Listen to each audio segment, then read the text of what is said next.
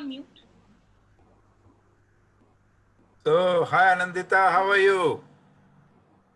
Yes, we are live. Can Anandita hear me? Simi, we can start. Yes, sir, I can hear you. Yeah, okay, great. Great seeing you after a long time. Yes, we are. We are live. Screen per So, poster. okay. Hi Ruchika. Hello. Hello, now I think they are going Yes, live. yes. Yeah. Okay. So, a very good evening to everyone. On behalf of Impact and Policy Research Institute, I, Simi Mehta, welcome you all to the IMPRI special lecture on special contours of national education policies in India, 19th, 20th and 21st century, transition, constructs, impact, and the way forward. So, in fact, this lecture will be delivered by the expert on education himself, Professor Sachidanand Sinha. On 28th July, just last week, we had organized an international web policy talk on evolving paradigm of higher education amidst the coronavirus pandemic, along with the University of Idaho at USA. And Professor Sinha was among the panelists. And there was a general demand because of Sir's insightful lecture that we should have a special lecture by Sir. So, as we are all aware that the pandemic has brought innumerable challenges to students and educators in different measures, it was important to discuss how this great human tragedy could bring about changes in higher education. And incidentally, that very evening on July 28th, major sweeping reforms in primary, secondary and higher education were announced by the Union Cabinet. And it was intended to make education fully inclusive, equitable and incorporate the use of technology. Also, India's Ministry of Human Resource Development has been renamed as the Ministry of Education. To understand the nuances of the national education policies and their evolution in the country, we are privileged to welcome Professor Sachidanand Sinha, an authority on education policy, both theory and practice, to deliver this special lecture. Professor Sachidanand Sinha is a professor at the Center for the Study of Regional Development, Jawaharlal Nehru University, New Delhi. He has been the Dean of Students' Welfare, as well as the President of Jawaharlal Nehru University Teachers Association. He works in the areas of access to social amenities, particularly on education, healthcare, housing, social geography, and related development issues among the socially deprived section of population in India. He has been the member of the working group of the 11th Plan of University Grants Commission, UGC, working group for development of model colleges in educationally backward districts of India, Ministry of Minority Affairs, and Ministry of Social Justice and Empowerment.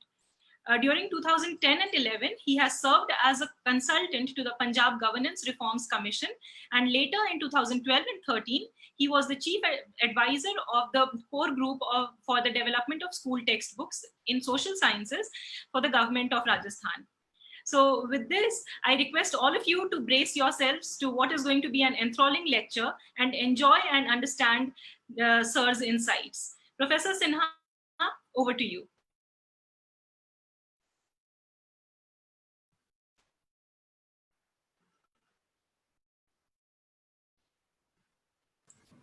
Thank you, Simi. Our chair for this session, Professor Shakti Kak, is having some issues connecting, so she will join soon. Without wasting any time, Sachi sir, with your permission, I think we can start in the interest of time. Thank you, Simi. Thank you, Arjun. And thanks a lot to the listeners today who have chosen to join this meeting at the behest of IMPRI, which in fact has taken the initiative to understand the broad contours. I mean, this topic is such a huge topic, especially tracing it right backwards to the colonial times, to what really happened nearly about 200 years of the colonial period and another 70, 75 years of the post-colonial times. The times have changed, and therefore, it would be extremely a kind of a sweeping kind of remarks that, I will be presenting before you.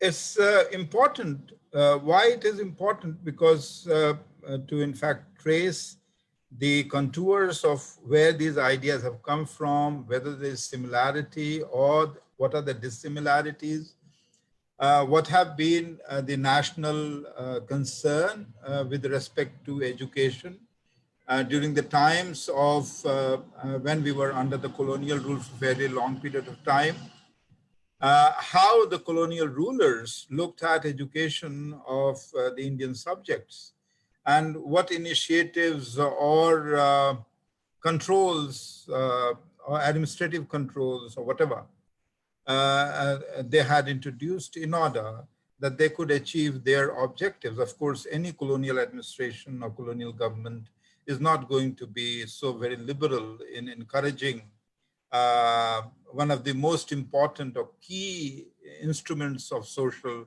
transformation.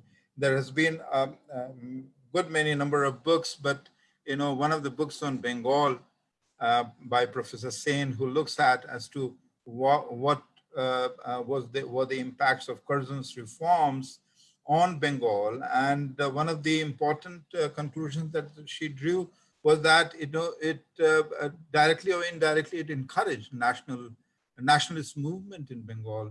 It really helped young or youth to become aware of the challenges before their society in the context in which they live. So therefore, there are very many kinds of interrelationships between the policies that you have had from one time to another. And the fact of the matter is that if you have a policy instrument at any given point of time, even if it is withdrawn, even if the regime is taken away or regime goes away, the policy or maybe something that works on the basis of those earlier policies, they just do not disappear simply because the government or the administration has changed. So there appears to be a certain degree of continuity from one policy to another, and this may be true with the educational policies that we have had in our country for so many,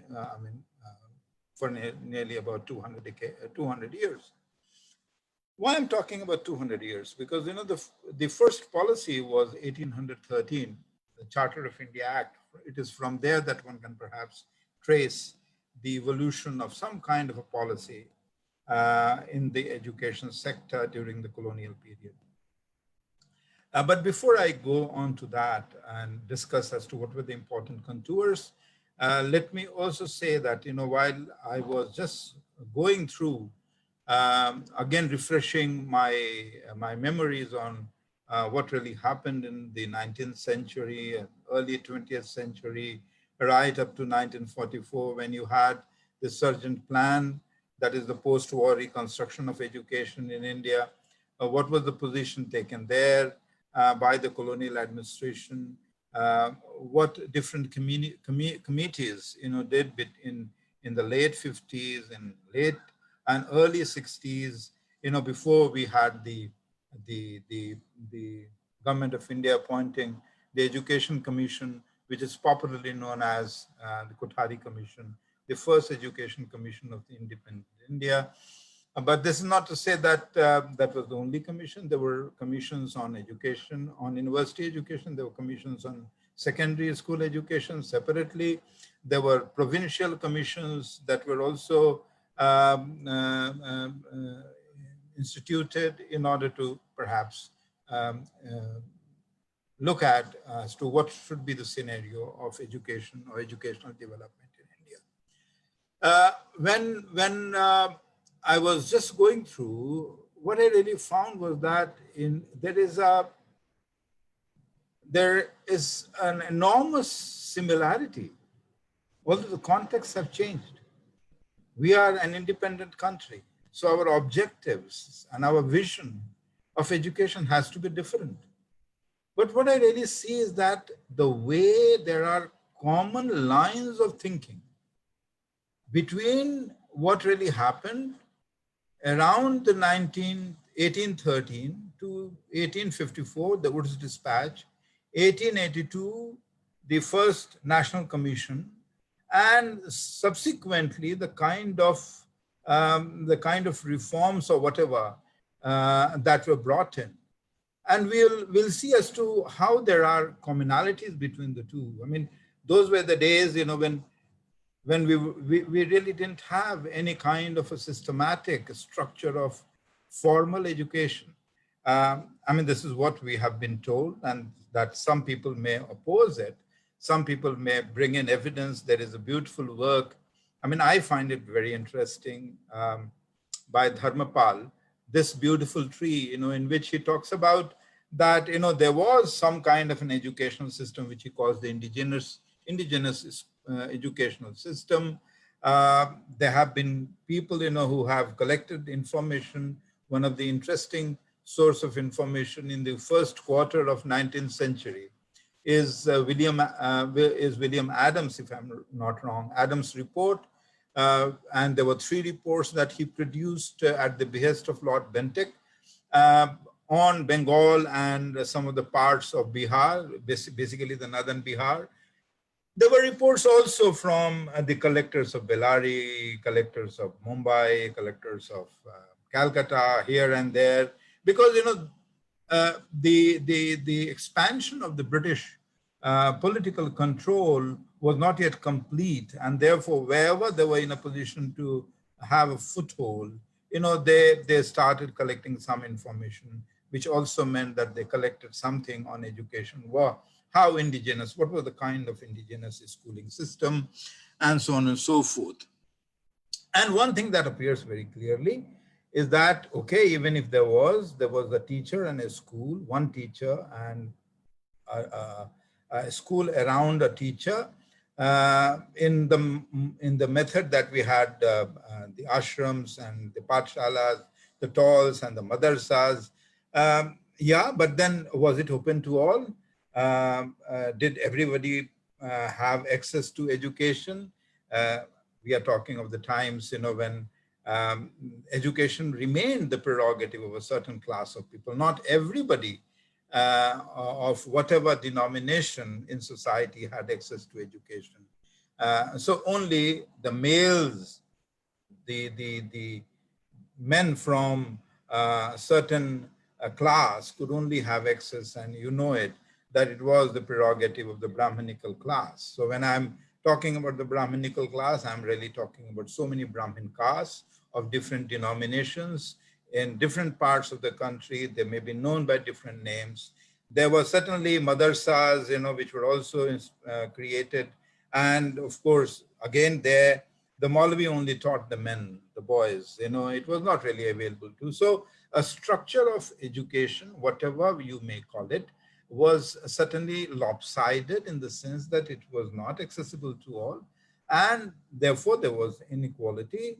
Predominantly agrarian society may not need a formal form of education because, everything could be learned. All trades could be learned through apprenticeship. The scale at which the regional economy is operated were extremely local. Of course, they were trading across the borders also from one region to another. But then, the commodities were very, very, very, very few and very selective. Of course, inter-regional interaction was there. But given the fact that the economy was under the British control, and we all know it, that the society and economy of, especially the rural economy, came under severe destruction. We know of the stories which have been documented in several volumes, right from the works of Dadabhai Nauroji, The Poverty and Un-British Rule, to R.P. Dutt and several others. We can see that, how systematically our non-agrarian manufacturing activities were systematically destroyed. Our agrarian structures were brought under tremendous forms of transformation. The cropping patterns changed, the market, the control of land everything started undergoing a change, and that really brought in enormous amount of instability. And that instability also meant that the local rulers, who in fact were not formally, even though if they were formally patrons to educational systems, which was the educational system, they also ran out of resources. And if they did not run out of resources, they were not being seen very favorable by the colonial administration, and therefore they withdrew from whatever little contribution that they were making. So therefore, there was a destruction. So one can perhaps agree that yes, the indigenous system of education, which was highly unequal, which was really limited to a certain class of people, was also destroyed systematically.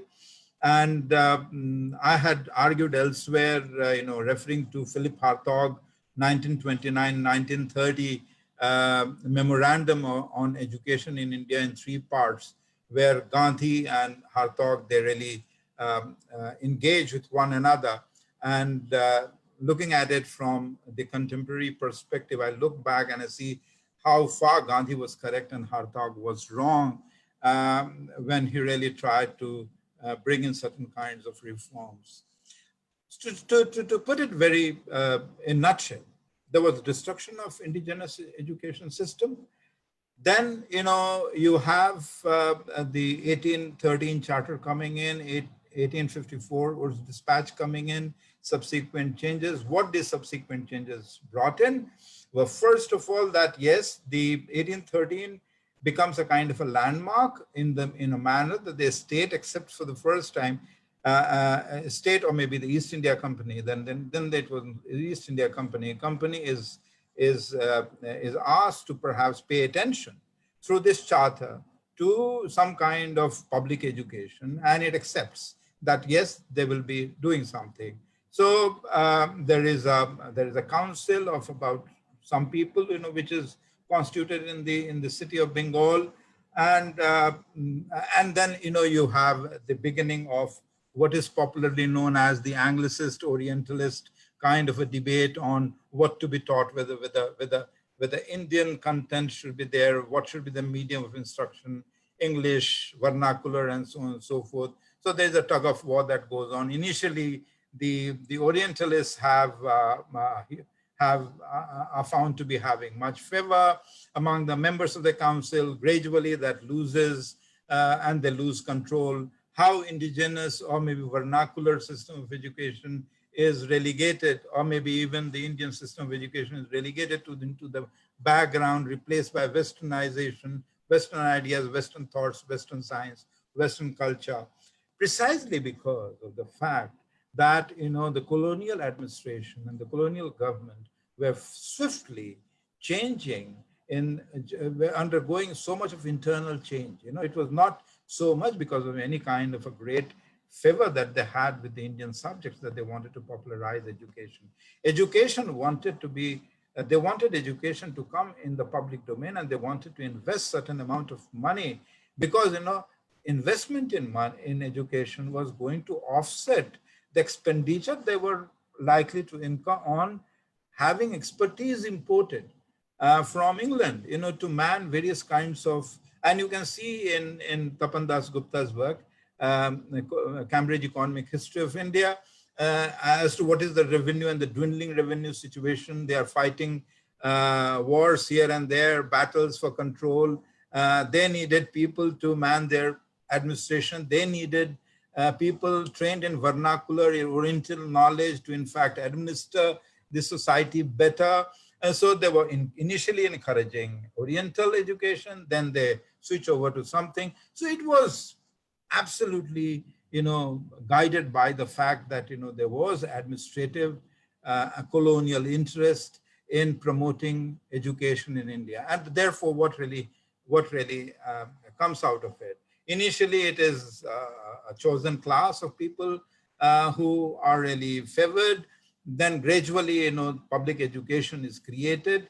And once, it starts developing, you have the famous minutes of Macaulay, Lord Bentinck, and the kinds of reforms that you have following that, where gradually even though 1984 Wood Dispatch was a fairly, I would say, within the colonial framework, it was a fairly balanced document, which was for expansion of public education, formal public education system in the languages of the people, and it would really open the gates of school to one and all.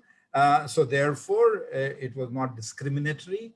It didn't really choose people from a certain background, but as naturally it would happen in the very first stage, not everybody would be really entering the schools because there are other challenges at home. There are other structural processes. After all, everybody is a member of a particular society, and that social structure doesn't exist in a vacuum. So a household cannot really decide as to whether, even if it was willing to spare the child for education, can it really do so? Because the moment it happens, it would have repercussions, reactions and repercussions in the local society.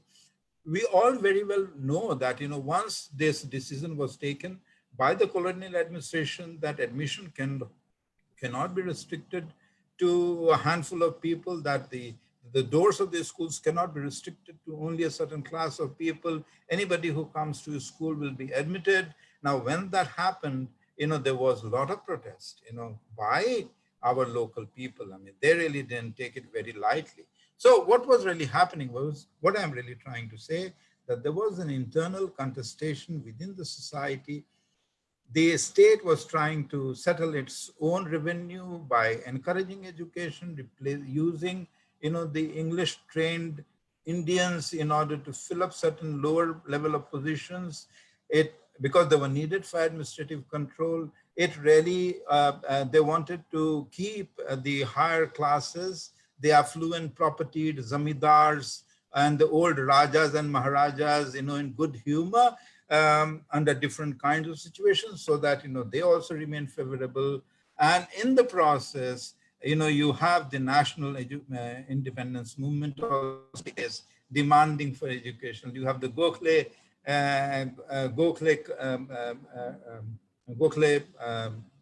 minutes on education, which of course was not accepted by the colonial administration, although Gopal Krishna Gokhale was very much he of course joined Congress later, and he was the one who invited Gandhi. But nevertheless, he initially felt that, there was a need for social reforms, which one can really bring about with the help of the British administration. And therefore, he worked in close proximity with the British administration. You had Lala Lajpat Rai in North India, who really commented on educational situation in India. So, gradually the national leaders, were becoming fully aware of the fact that, education can be a very good instrument in favor of the nationalist movement, and therefore they wanted to encourage a kind of a situation where everybody may have access to education. The moment that happens, there is a change which is brought in. The government, the colonial administration withdraws funding of it. They instituted grants in aid kind of a system. They took decisions that, there should be absolutely no direct involvement of state in the school enterprises. It should be given to the local bodies and so on and so forth.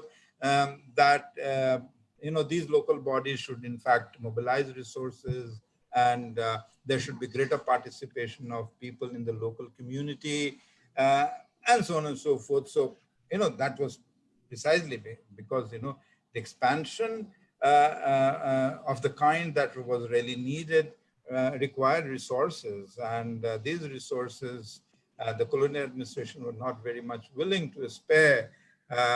What to talk of the colonial administration? We in India have also not spared. So you have in that background, you have a situation where, come what, by the time you have the colonial power exits from India, we are independent following, the last document which the colonial administration produced, that is the Surgeon Plan, which is popularly known as the post-war reconstruction of education in India, because between 1939, once this began, the war began, there was hardly anything that was happening. Education sector did suffer, and so on and so forth. So there was a reconstruction phase, and they said that it will take about another 40 years for India to achieve something where they can even think of a universal primary education. But let me say that, that universalization of primary education was very much on the agenda of free and universal primary education was the first priority on the agenda of different policy statements of the colonial administration. Whether they paid attention to it or not, but you cannot say that they did not pay attention to it, that you cannot say that the people, the community in different parts of the country in competition, because it really created competition, which particular set of people should grab the regular job in the colonial administration, and those who were the propertied classes were vying with one another, the Brahmins with the Rajputs and the Rajputs with another.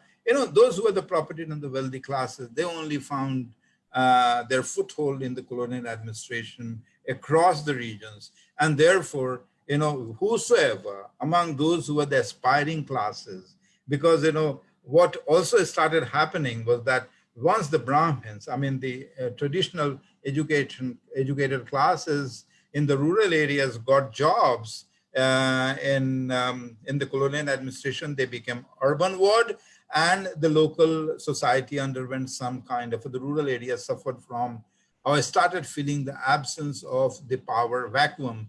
The power structure started undergoing a change also because of the revenue arrangements and so on and so forth. So a mix of all these factors really created certain kind of competition between and among communities, and communities whosoever, and sometimes even the smaller communities in Kerala, in several other parts of the country, they started setting up their own schools, some kind of a philanthropic, receiving sometimes grants in aid, sometimes not much grants in aid. And on the other hand, you had the mission activities. You have two missionaries. Of course, the Christian missionaries were there on the side of that, and there were various denominations of Christian missionaries. You also had, the Indian missionaries in the name of Arya Samaj movements and so many other kinds of voluntary, जिसको आप कहेंगे परोपकारी संस्थाएं or philanthropic organizations, not-for-profit organizations. They also entered the fray and they started expanding education. So let us be very clear that, if one aspect, I can go about criticizing the colonial policies, and I've got two papers separately written, and that's not the point which I'm really trying to make here. The point is that, two important aspects of it was that, it's for the first time that the state takes up the responsibility. Never before there was a formal situation of any kind of investment in education, whether by the princely estates or any princely estates. If they were happy, they made a contribution here, they made a contribution there to the jagirs of one teacher, to the temple grants here and there, but there was no systematic educational fund which really flowed out of these. And therefore, there was no formal system of education other than these pathshalas or the talls and the madrasas which were being run. And what was the content of it? We can, that's a different aspect of the debate. But the question is, it was certainly not open to all. And kind of the doors of the schools and colleges, they open by the initiatives of the colonial administration, overcoming the fact that, it didn't really please the traditional propertied classes in the rural areas, because they really saw that. And traditionally, we have all known that knowledge can be one of the most important disruptors. If you make that available to one and all, it can really change the power equation and the power game. So at the time when we got independence, we had a situation where, we had about 23 universities. Now these 23 universities from 1854 to about 1947, 23 universities, if one were to perhaps compare it internationally, comparing it with the population size of India, yes, and the demographic profile, it may not be too much. But comparing it with the other parts of the world in the same developing kind of a context, in a colonial kind of a context, one can say that it wasn't a very small kind of a number. There were nearly 500 colleges at that particular point of time. 2.1 lakh primary schools, about 16,000 to 17,000. Upper primary schools, about 7 to 8,000 or maybe 9,000 secondary schools. So you can look at, if one were to perhaps work it out as to what was the structural ratio in relation to the nature of propagation or promotion of children from primary to middle and so on and so forth. I keep talking about this structural ratio because this structural ratio is very, very important in order to perhaps ensure upward mobility for children who, in fact, because if you do not have schools at the next level, where the children go, and that again is a question from this NEP 2020. But so what do we really see? That the local bodies are given the responsibility. The state withdraws. The philanthropy is promoted. Grants in aid is there. There is no direct involvement of the state. The state withdraws after having stated that initially. You do put in this universal education on the agenda, but you do not have the resources under diarchy. While the finance remained with the reserve subjects, the education came under the control of the Indian ministers. The Indian ministers could do nothing. So in fact, about 3 decades of diarchy was absolutely wasted because there was absolutely no resources that was available. So you have these, but nevertheless, one major achievement in an Indian society that you've got to really understand is, and I submit before you that that education was seen as a major instrument of change, and in spite of that, it was liberally made available to all classes of people, and that was a remarkable shift. This needs to be acknowledged. It also needs to be acknowledged that with whatever struggle, with whatever intention, the medium of instruction remained vernacular, although English education was promoted at the secondary level, because Western ideas, Western technology, after all, we were still a colony. So, and the education system in India, as Rudolph says, was a kind of a institutional transplant from England. So an institutional transplant will be like England, but it was certainly not like England, because by the time we had some of these important measures being taken in the colony of the British, even Britain did not have a kind of a direct involvement of state in educational sector. It is only later. So if you were to perhaps look at as to how state invests in the welfare within quotes again, for its own interest, perhaps among the colonies, India also. I'm not an apologist of colonial rule, but nevertheless, that happens. So now the second point, we are independent. We have great challenges before us. We have no resources at our end. We have to restructure the federal government. We have to stabilize the situation in the rural areas. We have to undo the disparities that were there, and there was no resources. We felt that perhaps investment in agriculture, investment in agricultural modernization perhaps would really help. We needed to build dams. We needed to whatever was the philosophy of that particular point of time with limited resources. I mean, there was a debate in early 60s, where the opposition really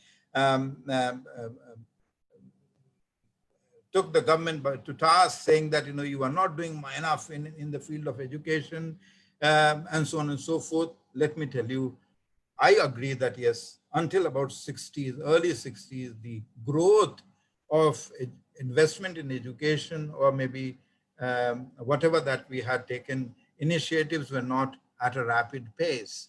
But let us look at some of the important things. What really happened? The moment you had the exit of the British, large number of our institutions were devoid of teachers, especially colleges and medical institutions and engineering institutions. There were 33 engineering institutions at that particular point of time. There were nearly about 40 medical colleges of different denominations in different parts of the country. The doctors, the teachers there were mostly English. They all exited. University, the large number of these positions fell vacant. The teachers who really trained teachers, they were not there. So you were really, what would you do when you were going to set up schools? There were no teachers to take positions there. You can have a building, but you can't have a teacher. Then there's no, it's not good, going for. So these challenges being there, you had a wonderful, I would say, a kind of a epochal shift that takes place in early 60s, even before the Kudhari Commission. What were these epochal shifts? Now, let me just give you some of the points. In 1942, we had the CSIR being set up. Of course, DRDO was set up in 1958. You had the National Physical Laboratories were set up, inaugurated by Jawaharlal Nehru in 1947. You had the IITs coming in around, I believe, IIMs in 1961. I don't know, IITs in 1950. So what were these institutional initiatives taken? They did not come up overnight. They needed huge funding. They needed huge resources to be set up. Now, all these come in. The first committee which really recommended Kharagpur IIT, and that was Sarkar's committee. And you have the NCRT, which was then created in order to train teachers, with the regional engineering colleges being made. I would call it Maulana Azad and Jawaharlal Nehru kind of a tradition. They conceived of the entire, right from top to the bottom. At the district level, they created the diets. At the state level, they created state education centers for educational training, regional on the lines of the NCRT. Then you had the school boards being created. They also encouraged states. Mind you, that this was the time until 1975 that education was primarily a state subject, and the central government had very little role in that. And yet, centers, or whatever little that the central government could do, if it did not do enough, I'm not going to apologize on their behalf. They should have done much more. But then, to the extent perhaps it was politically possible, it was financially possible, they were in a position to set up all these things in place. You had a large chain of research institutions, a good number of these education training institutions being set up. Now, NPL, the whole network. CSIR itself today, it looks after nearly about 50 different labs of various denominations. It started with much fewer, but then it expanded. Look at the vision. The vision was to modernize. Vision was to in fact become independent in terms of the technology. We wanted to encourage research. They didn't really feel making a distinction between the research colleges and teaching colleges and so on and so forth, whether it is good or bad. But this was not done. Although in the colonial times, they really tried introducing that kind of a stream at the secondary level itself. They said, those who would be going for higher education will be one stream, and there will be a vocational stream of the other kind. So, look at the way vocationalization was seen by the colonial administration, and just compare it with the NEP 2020 as to how vocationalization is being seen now. You just, the 1954 document talks about early childhood education. Let me tell you, it's not a very new innovation.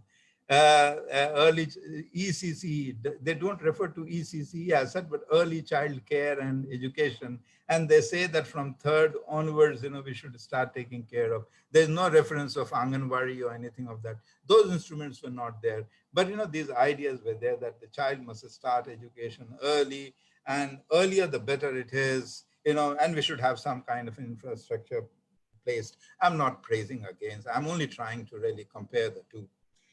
So, 1968, that is the first policy of the independent government, and it really followed the Kudhari Commission, popularly known as the Commission, the first Education Commission. The title of this was Education and National Development. So in 4 parts, if we really look at this document, it's a fantastic document. All other documents have only been a poor copy of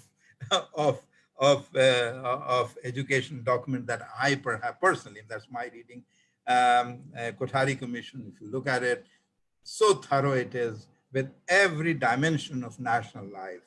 It says that there has to be a radical reconstruction of education for economic and cultural development of the country. Cultural development, things which we say now, culture has to be seen not in terms of either Hindu or Muslim culture, the culture which in fact India has been representing for ages together is the culture of syncretic culture. It's a culture which really is open to all kinds of views, and it really places humanism at the top of it. That's the culture that it's talking about. It talks about national independence. It talks about the ideals, and I'm really quoting the phrases, ideals, achieving the ideals of a socialistic pattern of society. Inequality will have to be free and compulsory education. Teachers' quality has to be improved. Academic freedom will have to be granted. Language development will have to be given foremost importance, and it is only through that when you promote a 3-language formula. I mean, 3-language formula was the creation of this particular time. Equalization of educational opportunities between rural and urban areas. Then it spends huge amount of spaces on common school system.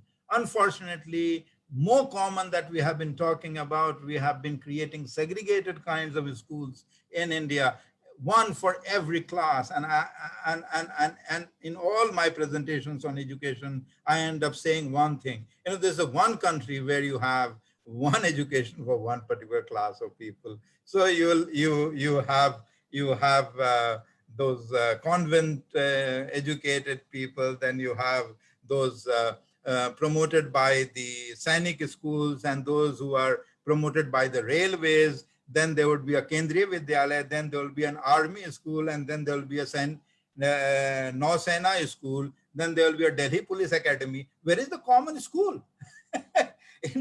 The common school, by common school, we really equate the panchayat school. The panchayat school, जब बारिश होती है तो छत जो है ना गीला हो जाता है और स्कूल में छुट्टी हो जाती है, रेनी डे हो जाता है. तो हम वैसे, तो हमारा जो पूरा हर लेवल जो है वो वैसे ही है. जो थोड़ा सा पढ़ लिख गया, the one who has some resources would go to a private school.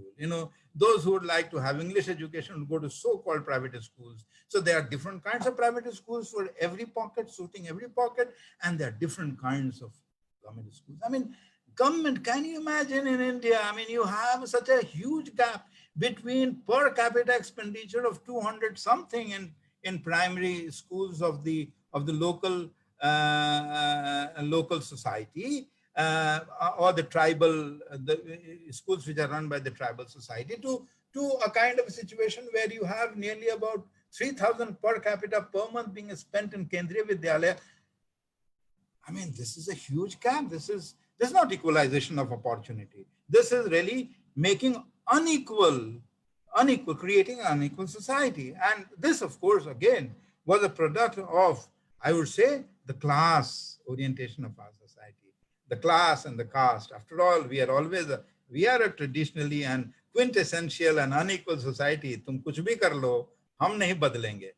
I am born a Brahmin, I must die a Brahmin. And Subramaniam Swami in his interview said, if I am a Brahmin, why should I comment on it? So when a leader says in this country, throwing the constitution into the corners, that he is a Brahmin first, and then Nirasi Chaudhary said, who are you? You are an Indian or a Bengali? He said, I am a Bengali, I am a British first and a Bengali later. And what is Indian? I have not seen Indian.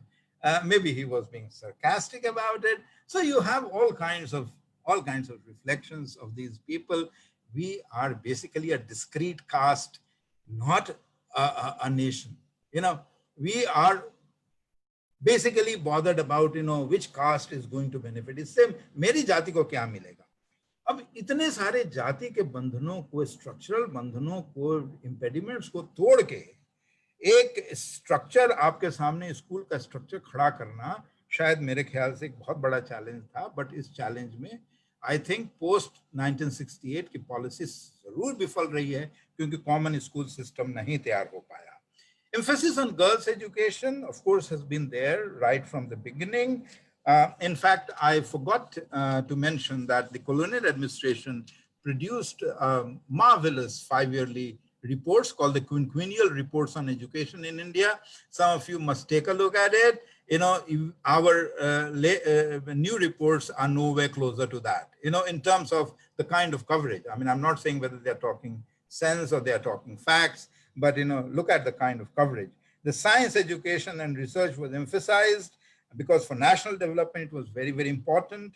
Education for agricultural development and industrial development was separately identified in this particular document. Production of textbooks at the region, in the regional language. So every state had a school textbook production facilities. Secondary education as instruments of social change was recognized in a very, very big way. And then you have Arjun. How much time I have? I have got two more important. What do you call it? No, sir, we have time. Okay. So I'll take another 10 minutes on 1986, 92. So you have then the 96. 86. Yes, and sir, liberalization, the whole liberalization is. Yeah, of course. And then you have the 1986, that is just before liberalization, which comes in. And then you have, of course, 1991 liberalization comes in, and you have the 1992 of the 1986 program of action on education, which is being modified, and the kind of instruments which are really brought in. Most of you are aware of it. But, gradually in India, what we really saw, even before the neoliberalism coming, we saw a greater presence of private sector, of philanthropic sector in school education, also in college education. The structures were such because, as I said, that, education was largely a state subject to begin with. So colleges were largely run by the Directorate of College Education of the state governments. They had different kinds of arrangements. Like in Maharashtra, they are run by the local government and the philanthropic societies. The philanthropic societies which have been there in the name of Gokhale or in the name of Shauji Maharaj and so on and so forth. I mean, you have plenty of them. And in each district, then, you have these corporates when you have the sugar barons coming and they're starting their own educational societies and so on and so forth. All these societies were non-profit societies, so-called non-profit societies, but, it really became a place where, those who could afford could go for education, those who cannot.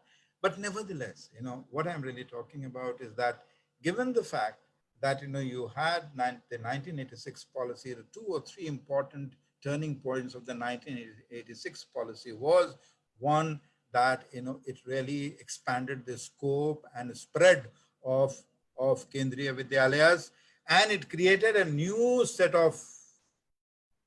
cadre of schools, on top of that, particularly in the rural areas, in each district, to in fact perhaps pace set or maybe set the trend, a kind of a trend setting. Kudhari has talked about two kinds of schools: pace setting schools, trend setting schools, model schools. So there were model schools, of the earlier kind, which were also experimented with. All these were basically instruments towards, improving quality of education. So you have the 1986 creating Jawahar. What you have is Navodaya Vidyalayas. So Navodaya Vidyalaya comes in. So you can say that with the central government coming in, of course, now you have the education on the concurrent list. So the central government also makes a contribution. The Navodaya Vidyalaya comes in, which really focuses on the rural, because the rural elite themselves were also demanding. The rural elite, and the rural elite comprised of also the high caste and others. The things were really changing. There was an upward mobility of the other backward classes who were becoming somewhat better, because somewhat better in the relative sense of the term. I can see Professor Jaglan here, so he will correct me if I'm wrong, because in several states, we had reforms in land to the Tiller Act were introduced. You had land ceiling acts, and at least in case of Bihar, consolidation and all those things didn't happen, but Zamindari was abolished. I can particularly see that in several states, in the name of whatever little reforms that were being brought about, the erstwhile tenant cultivator caste, they benefited in a certain way in developing some kind of ownership over the land and taking these classes, also the classes from where people had migrated. So they were also bringing in some kind of money back home, and they were investing again in land, and therefore their aspirations were rising. So they also wanted to have good education for their children, and not very costly education for their children. And that is where, you have this Jawahar Navodaya Vidyalayas coming in, one in every district, and so on and so forth. I do not know whether that task has been completed or not. So you have the state coming in a big way. There was a special emphasis following that on Operational Blackboard. Operation Blackboard, there was a special emphasis on promotion of girl child education, residential girl child education in terms of Kasturba Gandhi Balika Vidyalayas, and so on and so forth. And then, you have this floodgates of technology being brought in significant ways in order to promote education. The private sector now has little of accountability towards the state. Is now free to, in fact, collect fees and so on and so forth. So gradually what we really see after 1991. 1991 and post 1991, 86 to 91, Thatcherism and Reaganism was all over the world, was trying to only cater to or respond to two questions. One, that education should not remain with public, with the state, that should be privatized. Number two, that health sector should not remain, that should be privatized. And they again succeeded doing that in India, because in 1991, we brought in all those kinds of models at the behest of IMF or whatever. So now, post 1991, you have a huge shift in the education sector, both in the school sector and in the university sector. The whole process undergoes shift again, whereby the erstwhile traditionally deprived classes, but until this particular period, even after the structural reforms of 1991, we, of course, our investment, our expenditure in education started declining. First in the 7 years, then again it picks up. We go up to 3.4% of the GDP, but then again it declines. So it remains in the region of 3%. It was for the first time that after the 11th plan, the higher education sector received fairly good amount of contribution. But what is really seen is that this also begins with a kind of a quiet or a silent process, which one can see happening even now in a very, very big way, in a much more open way, is consolidation of schools. And this consolidation of the schools takes place primarily in the public education sector, public government funded sector, where schools with fewer number of students, fewer number of teachers are in fact closed down. We have not yet, in 1991 or even later on, we had not achieved universal primary education. But by 2009, we started talking about universal elementary education. So we wanted compulsory and compulsory education up to class 8. Now we are talking about, in the new NEP, we are talking about class 10th being made compulsory. The RTE brings in for the first time right to education. So a right to education is acknowledged in 1813 and 1854 also. But there is very little done on that level. But here, we not only enact in 2009, but also prior to that, we started Sarva Shiksha Abhiyan in the government sector, improving the quality of infrastructural supplies and so on and so forth. But what really suffered in this particular period? We really didn't go for systematic appointment of teachers. So teachers was one of the largest. Contractor-based civil construction did not stop. So in the name of RTE and the Sarv Shiksha Abhiyan, we went on constructing school buildings. We went on painting the school buildings, but we did not paint the school with a good teacher.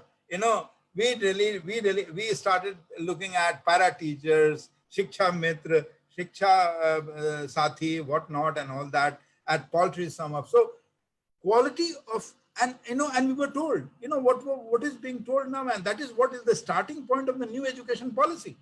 In the very first page, it says that, because of the quantity, our quality suffered. Right? Now, this is a myth. That is the point which I'm really trying to say. This myth has been constructed right from the colonial times. This myth has been constructed primarily at the behest of the propertied classes who are allies of the British rule. And they continue to be the allies of the world capitalism. They continue to be allies of the neoliberal kind of a framework. And they are the ones who are again asking for a kind of a situation where there should be school consolidation, there should be university consolidation. If there are fewer number of children, the school should be closed down. Shashwati is there, and she has been working on some of the hilly areas and schools located there. Sohel is already in Sikkim. Can Sohel find out a school, which will have more than 400 students even at the secondary level in Sikkim? No, it is not possible. Find a school in Himachal Pradesh where nearly 50% of the habitations have population which is less than 750. In populations less than 750 or 900, where from you are going to get children who could be more than 14 or 15 or 18 or 20 per grade. So why do you really want to, so somebody may say, I delivered a lecture when Shashwati invited me to Azim Premji Foundation and Azim Premji University, and I said, we need to rationalize schools by clubbing the primary and the upper primary. The moment you club the primary and the upper primary, the strength of the teachers goes up, and you are in a position to have a much better reach. Now, you want to have elementary as education as the target. You want to achieve that, but you don't want to put the two schools together. So what do you rationalize? You really rationalize by really closing down schools in the scheduled caste habitations. You rationalize by closing down schools in the tribal habitations. You rationalize by closing down schools where you have the minorities. You rationalize by, you just go on. The story goes on. You have so many of the 8,000 schools were to be closed down before people went on to the streets in Hyderabad, in Telangana. You know, you had nearly 6,000 plus schools in Rajasthan, which has already been closed down. What would be the impact of these? And then, you know, you are really looking at a kind of situation. So what it says, we got to really create fewer centers of learning. So 50,000 colleges, now I'm coming to the new education policy, 50,000 colleges should come down to 1,500. The large number of small educational institutions should be schools, especially should be closed down. There should be, if they do not have their strength, they can become part and parcel of what we call is a special educational zones that, you know, if you do not have resources, and I can agree that if you have limited resources, you can't be thinly distributing it. So let us talk about the educational complexes or school complexes, school clusters, and they refer, this document refers to Kudhari Commission. Kudhari Commission had talked about. Kudhari Commission talked about it in 1966. This is not 1966, this is 2020, you know, and you cannot really refer to that Kudhari Commission talked about. Then, you know, we should go 2,000 years back that some Rishi Muni talked about. Is our past going to really be the guiding principle for our future? Yes, our past, I mean, brilliant. I mean, I'm not saying, why should I say that it is not? But, you know, that brilliant past has created the stratified society. If this is a brilliant idea, then you can go ahead with it. Then I have nothing to say. What shall I say? This new education policy, therefore, is a combination of two important thoughts, which I stated yesterday in tests, but again, I'll share that with you. One, the neoliberal penetration through what is called the private-public philanthropic partnership. There is no public-private partnership. There is no word private in the document. I'm not talking about the draft document. It says philanthropic organization. Right, wonderful. So there is going to be philanthropic organizations which will have to invest. There is a greater role for the civil society, civic societies. We have been, all members of the civil society will say, why are you crying now? Now we have said civil society will work in conjunction with the people, the schools. So why are you shouting about all these things? Therefore, and there is a question coming in, gentleman who is asking that question on the tribals. I was talking about tribals only a little while ago, because, you know, if you look at the distribution of the schools and facilities, on the contrary, in some of the developed parts of the world and some of the developing worlds also, areas or localities with thin population in forested areas, in areas where they are physically living in difficult conditions, you know, all such areas are provided with greater amount of facilities, greater supply of teachers.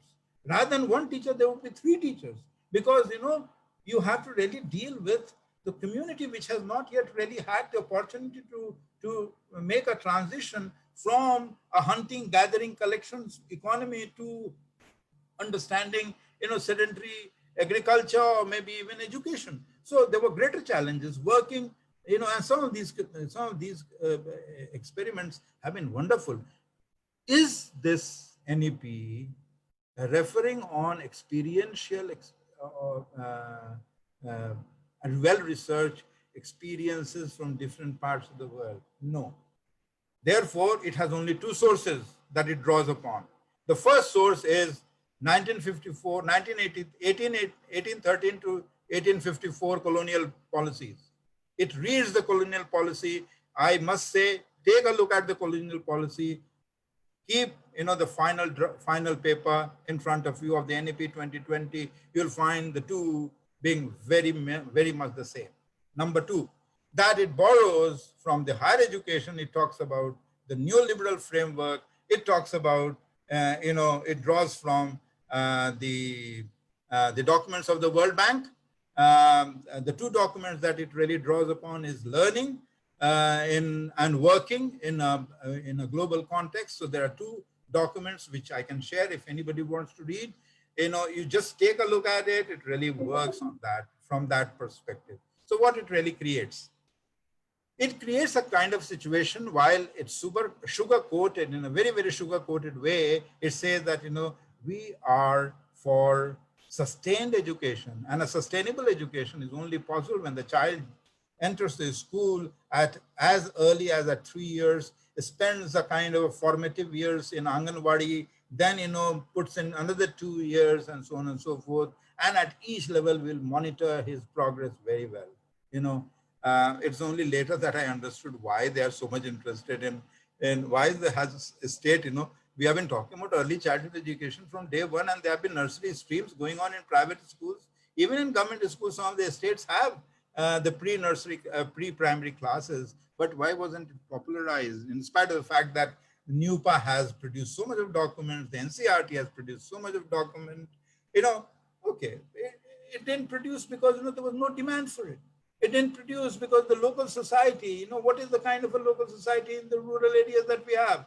Everybody who has a little bit of money, who is affluent or maybe a little bit of resources, have moved to the urban areas. So who is going to really spend? I mean, the children there, they enter school at the age of 6, and for the first time, 5+, 6+, girls even later.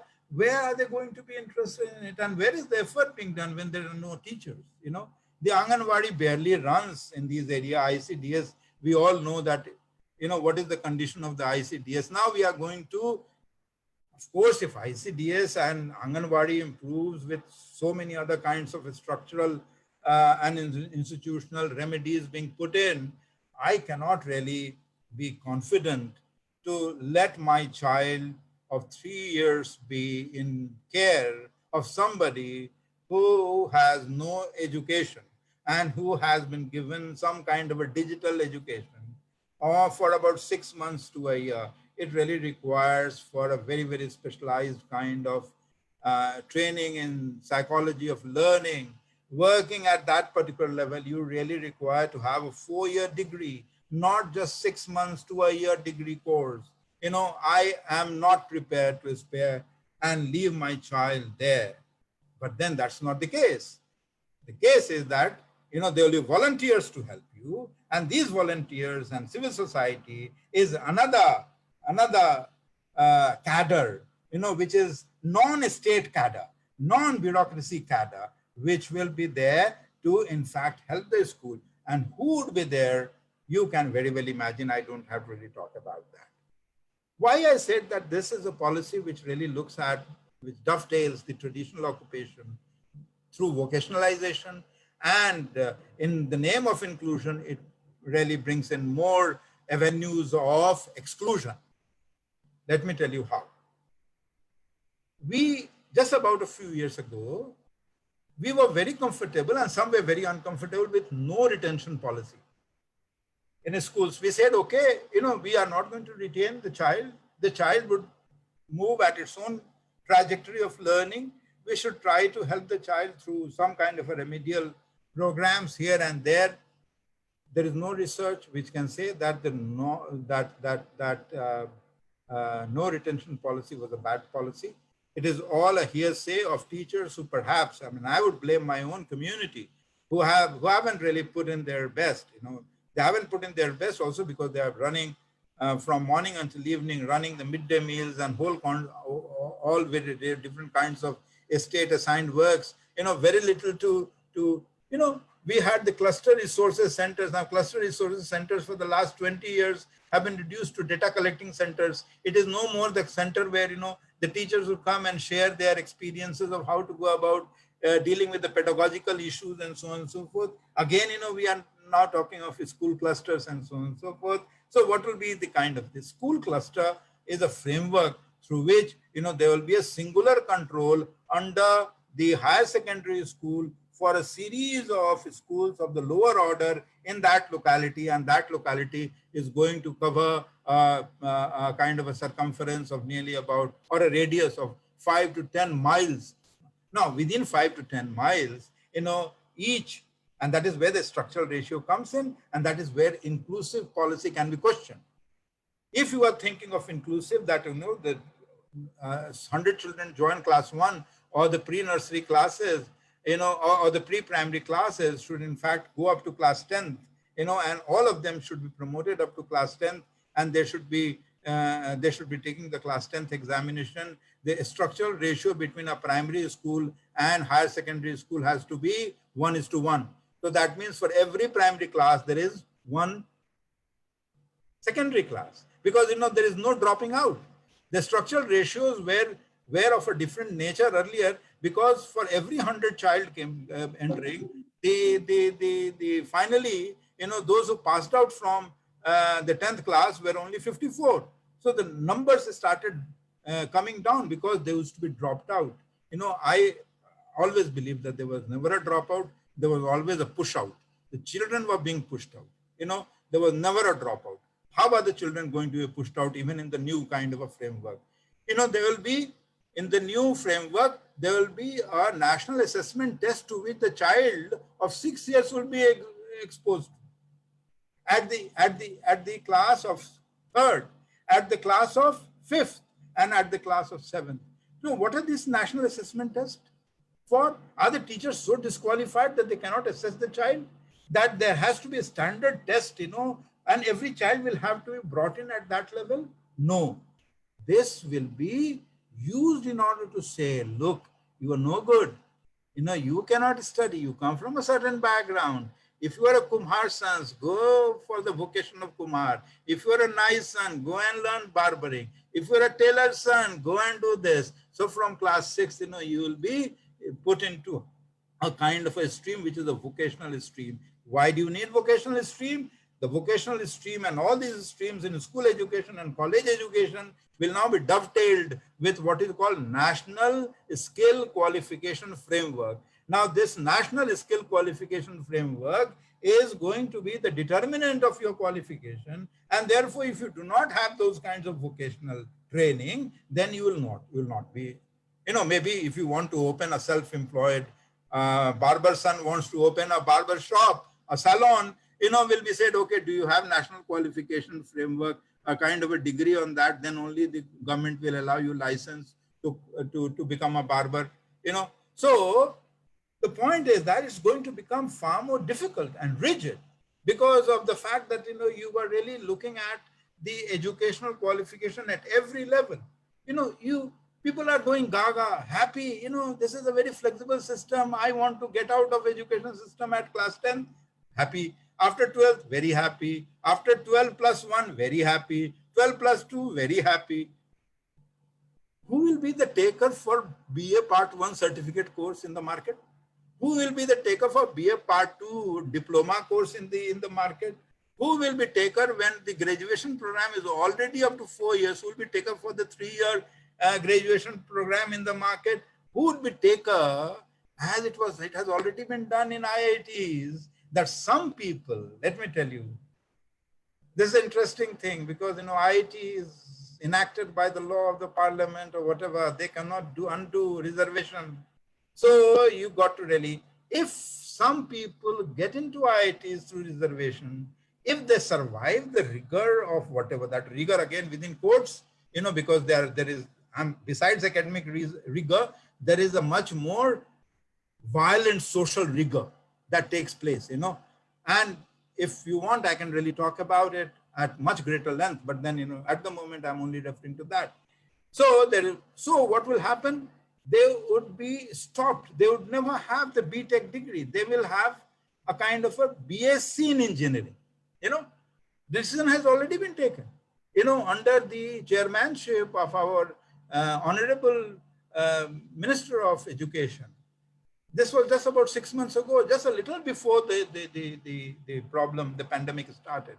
And we have this education policy coming in the pandemic, during the pandemic, so that, nobody could debate, we are constrained to debate, not face to face, but on webs and so on and so forth.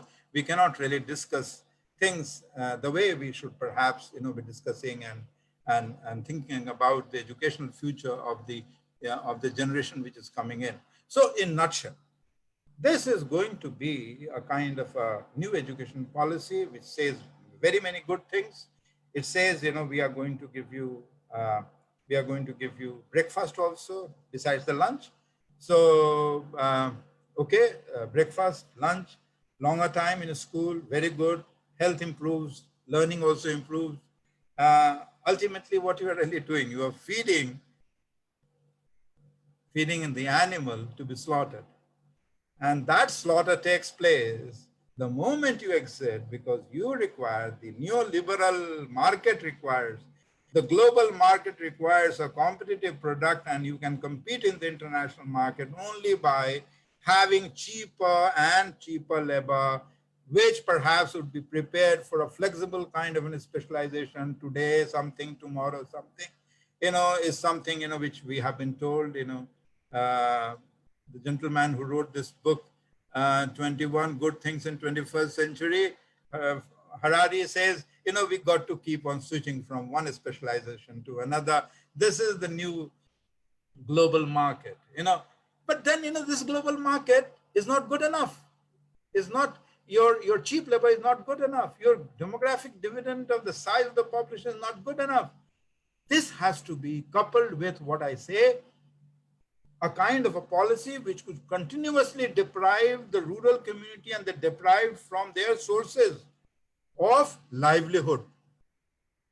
So as long as the poor, even though they are undernourished, they have some parcel of land, small access to forest, and they have the autonomy to use the forest resources, forest minor products, and so on and so forth, use the local resources, the land and the forest and water, they can still innovate and survive. And the moment they will innovate and survive, they will not be brought, they will refuse to be brought into the cycle of perpetual slavery. The three kinds of amendments and rules, which are being, and the policies which have been talked about. One is the national environmental impact assessment policy. You can perhaps, Jaglanji is here, he can perhaps talk at length on this particular thing. You don't have, there is no need for a kind of an environmental impact assessment. There is no need for anybody who can perhaps say, okay, it says that, earlier there were 40 days given to the local community to in fact report as to why they are not interested in selling their land. Now that time has been reduced to 20 days. Now even that can be burst, and we know of how these meetings are burst by the class which would like to own the land.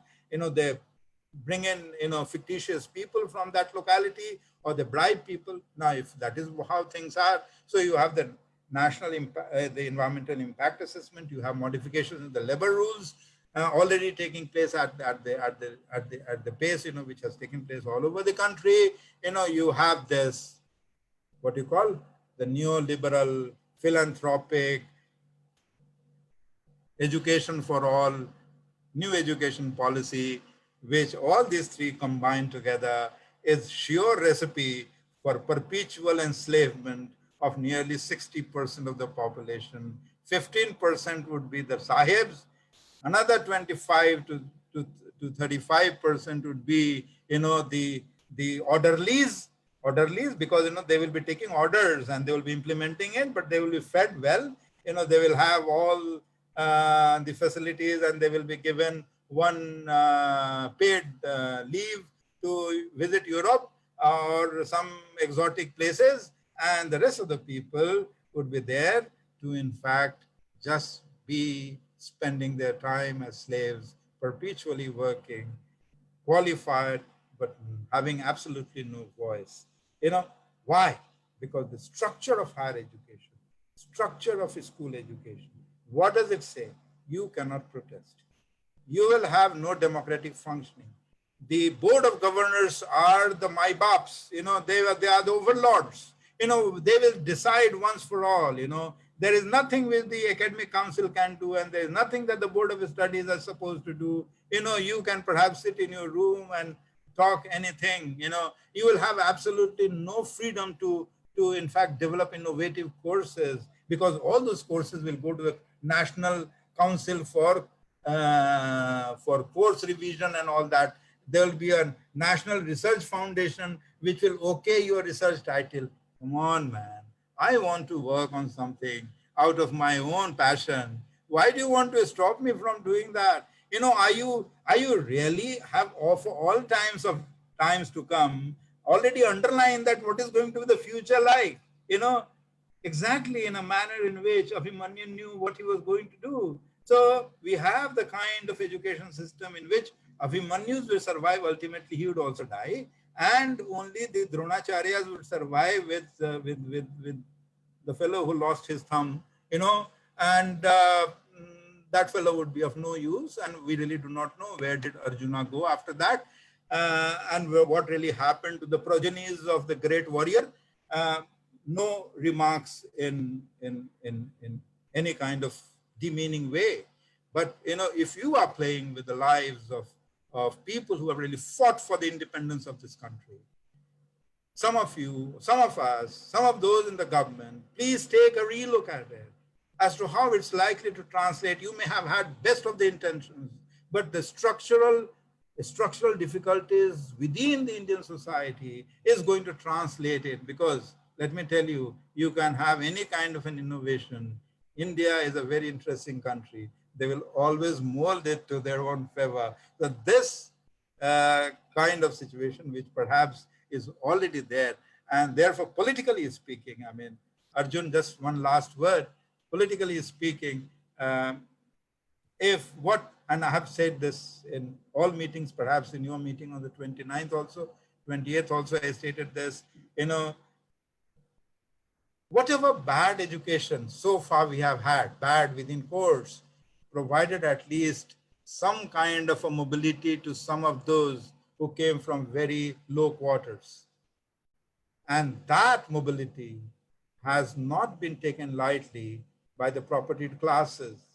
And this is the document which is going to say, look, man, you belong to that place. You just don't dare standing next to me. So that is what I could gather from whatever is happening. And this is my interpretation. And I have looked at every possible page, trying to make some sense out of it. You tell me, RTI इतना हमने लड़ाई करके लिया है, RTI, उसको आपने 10 साल बाद अब डाइल्यूट कर रहे हो, क्या पड़ा यार? और भी ज्यादा उसको आप क्यों नहीं तगड़ा बनाते हो? उसको और रोबस्ट करो रूल्स को. आप इसलिए रूल्स को रोबस्ट नहीं करना चाहते क्योंकि now you want to open the gates to the private, so-called philanthropic, quote-unquote private players, you know. So it is a neoliberal loot, right? Only those who would have face-to-face colleges, those who do not have money will go for school, distance schooling, what do you call it, an open school system, or they will go for distance and what do you call, you know, all these online courses. They will pay there also. It's nothing is going to come free. Don't worry. I am 64 years of age. So I have played my innings, you know. So therefore, you know, there is going to be greater amount of resources which will be moving into the hands of the corporate, which would be here taking advantage of so-called demographic dividend. The dividend would occur to them. We would only become demographically morbid. Thank you very much. Thank you so much, sir. I think you should have a glass of water. I'm having. Thank you. Very, very exciting lecture. I have again written so many notes, and Atmanirbhar Bharat, New India, Vishwaguru, everything we have. And rightfully, we saw the transition in the last 3 centuries, almost, what has been, you know, happening in India, especially pertaining to education sector. And I will just add on that vocational training part and the skill part, which Sachi sir added, that Government of India has also constituted group of ministers, 8 ministers for national employment policy, similarly with education policy. And one of the biggest recommendation which the group of ministers are giving is to have a central board of vocational training. So that, you know, even from market and, you know, education employment link, that is what is coming. So one more board coming, more institution coming without having teeth. So existing structure, even we don't know how the school will open or not, and what will happen to colleges, but let us deal with the new education policy. Many notes and many questions we have. I will try to come to them. And such as in our class, we also mentioned about the alternate type of schooling, and like Aurobindo and others. I would yes request also to touch upon those, and also the tribal hostels, also the other kind of segregation, especially in the eastern districts, which we have, that one cannot travel, and many of the exploitation stories and sexual exploitation stories coming out of them. That is also, you know, positive, negative, and so many things. Also the China story, what others are doing, and how we will go there. But rightfully, as sir has again mentioned, that in independent India, radical reconstruction, as the Kudhari Commission has said, remains a very distant dream, especially to touch upon. And sir has rightly said that it's not dropout, it's pushed out. So even class 6, 4, 5, 6, and that is happening because no one is coming for breakfast, or, you know, the Anganwadis, anything happens, you give it to Anganwadis. You don't give them salary, you don't give them anything. Whatever happened, Babu make a sign at state government and give to Anganwadis. Having said that, we'll come to all the questions. Now, shall we go to our discussants one by one, and then we will collect the question. I think, sir, we'll have, please try to be brief, 2, 3, 4, 5 minutes, all the discussants, and we will have one round of questions collected. Then we'll ask Professor Sinha to respond. And then again, discussions can come and reflect upon these issues. Then we'll also take question and answers from here and Facebook Live. So let me, Ritika, if you can have on the screen the poster.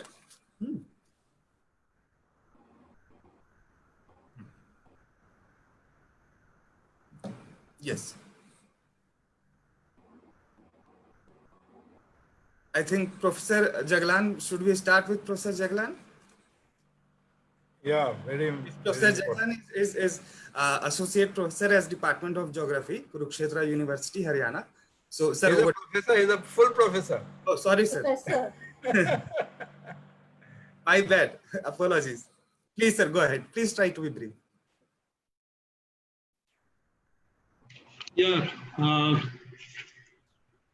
Thank you, Sachi bhai. This was, am I audible? Yeah. Okay. Thank you. As usual, you know, we are, every time we listen to you, we are enlightened, and in fact, it adds to some of the new perspective, you know, that comes from you, as usually it comes.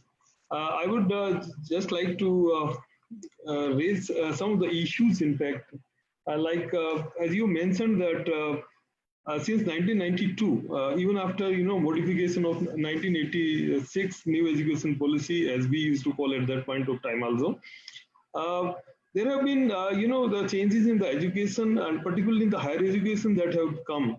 And through RUSA, in fact, what has happened is that, you know, they are trying to curtail your university autonomy progressively.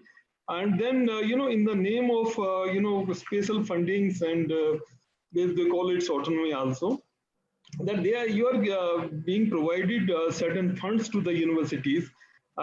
Fortunately, our university, or unfortunately, our university was, you know, 2 years back selected for that.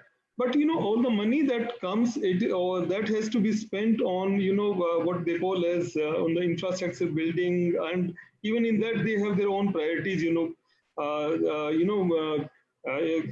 to make, you know, technical, to raise the technical capacities of the universities, rather than what is exactly required by the departments. So you can have, you know, new labs, you can have new infrastructure and all those things, but as you rightly pointed out, you know, as far as the teachers are concerned, there is no funding, there are no new posts of the teachers that have been, you know, created. And all the teachers are going to be on the contract basis. And somehow, in fact, in some of the universities, you can see now that the departments are reduced to 1 or 2 teachers, and rest of them are at the contract level. So what kind of, you know, academic staff that they are likely to, they have in their mind, maybe you can focus on that. that what kind of institutions that they want to create. Is it like a West model? But even in that, you have a kind of, funding and the staffs in which, you have very good teachers and the professors, in fact, who are coming up and running the departments in the full strength. We have, a kind of system in which the newly, postgraduates and all those the students, in fact, who are coming out, they are in a way being exploited in the new education system that we are having at the annual at the higher education level. Another thing that I would like to, in fact, you have very beautifully described and analyzed rather the Kudhari Commission's report and its objectives and all those things. Another thing that I would like to ask is that how the education being in concurrent list in India, how it is a, how does it help in the success or the fail, how it has helped or in success or failures of the education policies that we have till this point of time. Because we have a very unique system in which you have both the state governments as well as the central government is determining the directions of the educations in the future. 2 years back, I was in Russia and I was with a friend who was from JNU itself. He has settled down there. And what he said is that throughout Russia, there's only one curriculum that runs throughout Russia, and there's one academic programs that runs, and even the sessions are decided that the schools will open on this particular date and they will close on that particular date throughout Russia. So how this what I'm trying to say is that how this education being in concurrent list is a kind of resource for us in India, and then how it's being diluted, how progressively the role of states is being diluted in the development of the educations progressively, and particularly during last 5 or 6 years, as I believe it's happening in our systems. And then another point that I would like to point out, clarification is that finally, would there be a 1 year or 2 year PG degree? I'm a bit confused about this. Although I read regarding this, I don't claim that I've read the new education policy draft that has come in detail. But there is certain confusion that what is going to happen to the established PG departments, will it with 1 year, 2 year, and then it has already is going to affect our education system in terms of the research. The MPhil degree was a pre-research degree, and that has been a very successful kind of program that have been run by the GNU as MPhil PhD course. And even in that, we know that there was an option that you could directly go after doing your course with the good grades. You could, with A-, you could have gone to the PhD also. But still, most of us, in fact, preferred MPhil degree rather than going directly to the PhD, because we thought that in a way that if we, it's a kind of grinding for us, or it creates a base for us to have a better and a very good research degree in the form of PhD, rather than going directly for the PhD. We were confining ourselves that we also did our MPhil degree. Thank you very much. Thank you, Professor Jaglan. And next we go to Professor Saswati Pai. Ma'am. Hello everyone. It is a pleasure to be with sir, and I was listening to him. I was going back to 10 years back when he used to have a kind of conversation during my PhD. So couple of things which me. Can you hear me? Is it clear? Yes. I'm saying that okay. Professor Saswati Paik is faculty at School of Education in Azim Premji University, Bangalore. Ma'am, please go ahead. Thank you, Arjun. So it is an opportunity to talk about something which it is sir's expertise. And yesterday I was telling Sharmishta that after a long time we are getting this opportunity and we will keep it intact. Uh, One thing which strike to me, because I am a part of School of Education in IMPRI University. In this university, we speak about education policy at the beginning in the first semester, and there are a lot of confusions about the policy. And unfortunately, I am a faculty who teaches this course, and confusion start there. That is, what is that policy mean? How does it exist? And unfortunately there we get a lot of people who are coming from the profession of teaching for so many years, and unfortunately I can get the understanding from some of the teachers they never heard of this kind of policies were existing in India, and what is the trajectory of the policy, how it is existing, why it is existing. And I feel that somewhere the teachers need to know and understand the policy trajectory as well as the kind of evolution happening in policy, education policy, that is not happening in, I don't think, any of the training program for the teachers. It is orienting towards that. Second thing is, when our students go to schools and they come to know that IMPRI Act is not known to many of the teachers, and they have never seen that document, which is there since 2009-10. And in most of the states, it is there since 2010. They have their State Right to Education Act, and teachers are not aware. They come back with a lot of surprise. I'm not surprised because I keep on going to the field, as Sarah was also stating. I keep on going to those areas where things are really bad, especially the challenging areas. Like right now, I was doing a project in Barmer in Rajasthan, and I keep on going to the hilly areas. As I said, I went to Uttarakhand, and those areas I frequently go because I understand that we have a tendency of putting more oil on the oily head. So for last many years, as Rabindranath Tagore told this long back, like we tend to put more oil on the oily head. That is happening. So when I go to Bangalore schools and on the state highway, I can see a lot of PPPs happening, as I was stating. A lot of NGOs, and some of the schools actually don't know how to use all these computers, all these whiteboards, blackboards, green boards. I don't know what are the kinds of boards they are providing, what are the kinds of equipment they are providing. Whereas when I go to Barmer and the interior part of Barmer, there I find that the children have not seen a sketch pen. So we organized a drawing it was not a competition, it was just a drawing festival kind of thing, where we found the children didn't see sketch pen. They saw and they got excited to see sketch pen. We talk about school infrastructure, we talk about so many good things.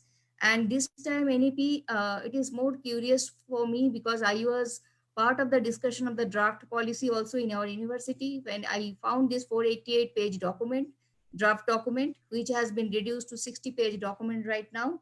And I'm seeing there are four particular terminologies. You can also figure out how many times the holistic, another is inclusive, another is equitable, another is equity. These are the four terminologies I'm telling you. We just try to figure out. Holistic is probably used for more than 60 times. I don't know what does it mean until unless we have a proper plan of action. Yesterday, sir, I was in another discussion with by sir, where I posed this question because I have another course which I run. I talk about educational governance. There I talk about accountability. Until unless you have a plan, you have a plan of action, you have a time frame, you know who is going to do what at what point of time. We don't know what is going to happen because I can tell you about the block particularly where I was working. There, if we talk about the local teachers right now, take an example, we are promising that we will have local teachers. But at the same time, we play with the number games. We say 30:1 is the ratio. What is that ratio? It is a pupil-teacher ratio.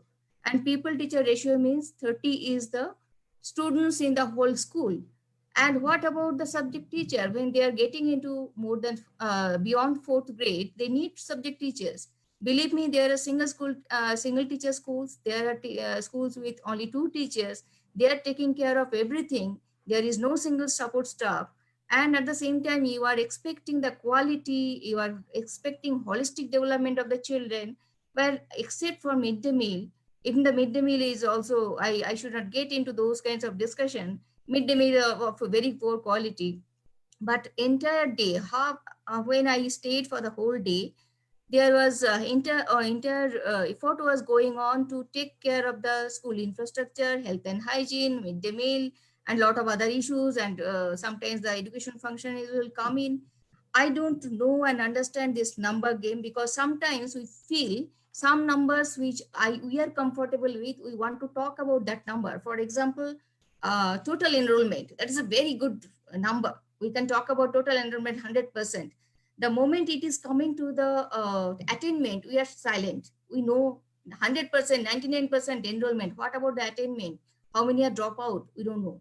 And you can see the ghost students present in the classroom who are there in the report card. Their report card is there. They are not in the classroom. And when you talk to the children in every class, probably there are 5 to 10 children are missing. So we don't talk about attainment. We talk about enrollment because that is a good number. Again, we talk about literacy. We don't talk about the illiteracy. We talk about percentage of literacy so that we can show that is an increase. But we never talk about, we don't feel shy about 40% of illiteracy. And similarly, we talk about the kind of number of schools we have increased. We don't talk about the distribution of the schools. If you look at the remote areas, I can tell you one example, and I'll stop there.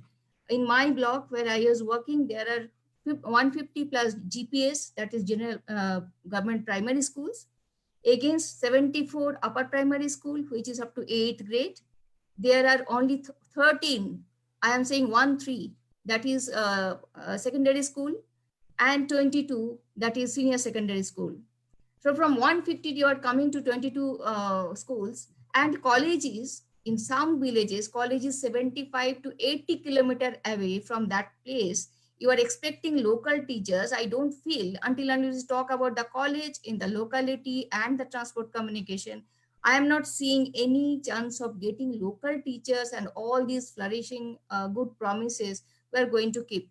Although I am not getting into very optimistic, at the same time I am pessimistic to some extent, but I am not very much optimistic at this point of time, because the areas I go, what Sir was telling, exactly I could relate with those things.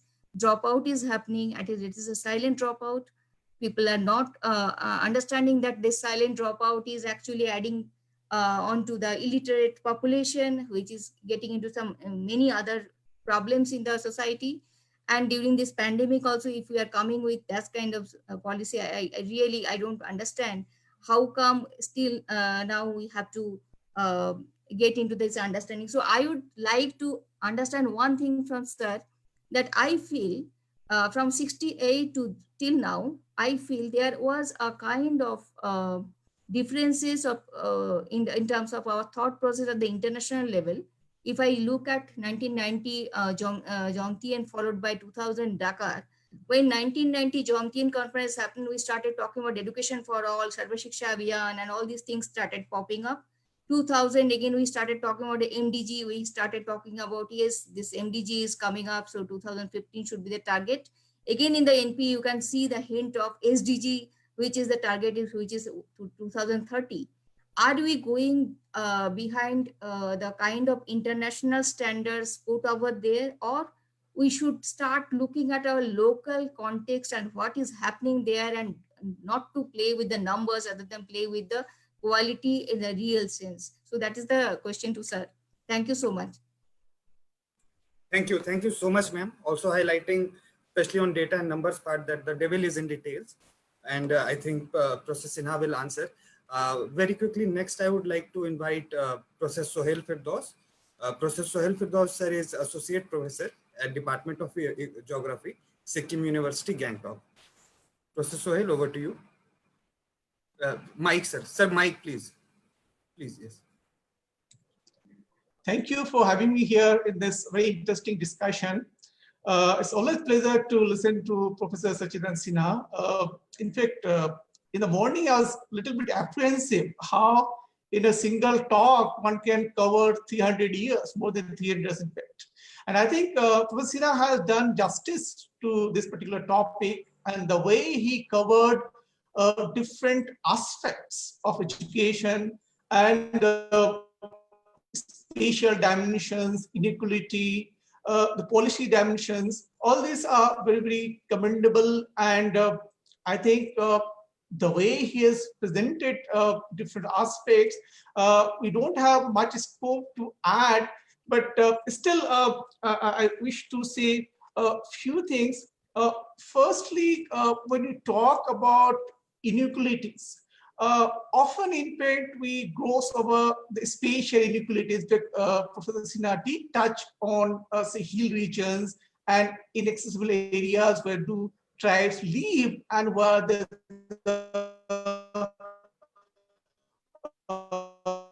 really inadequacy of facilities.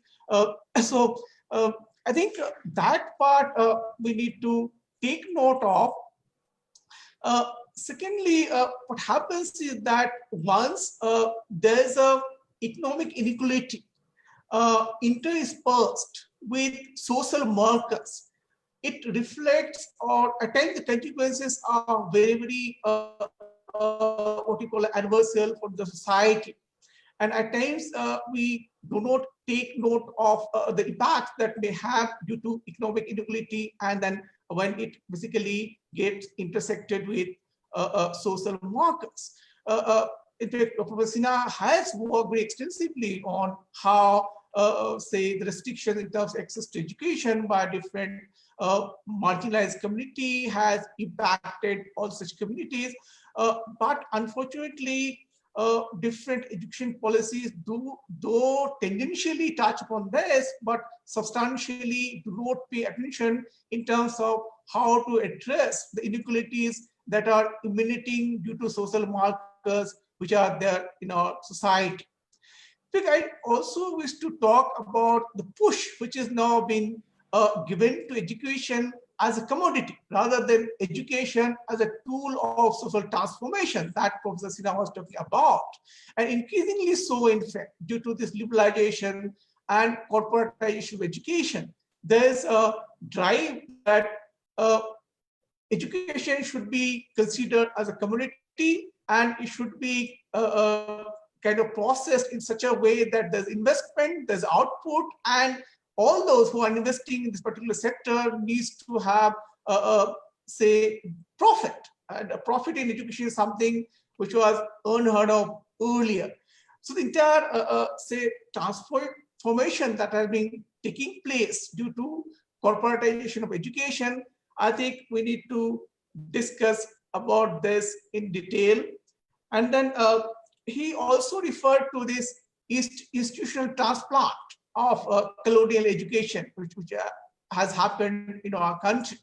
In fact, recently now there's a reverse process of taking whatsoever achievement has been taking place to ancient times. So what was, say, there have been very good things about ancient India, there have been practices which have been beneficial for society, but everything that was done in ancient India cannot be once again what we call as guiding principle for what the education should be there for the future.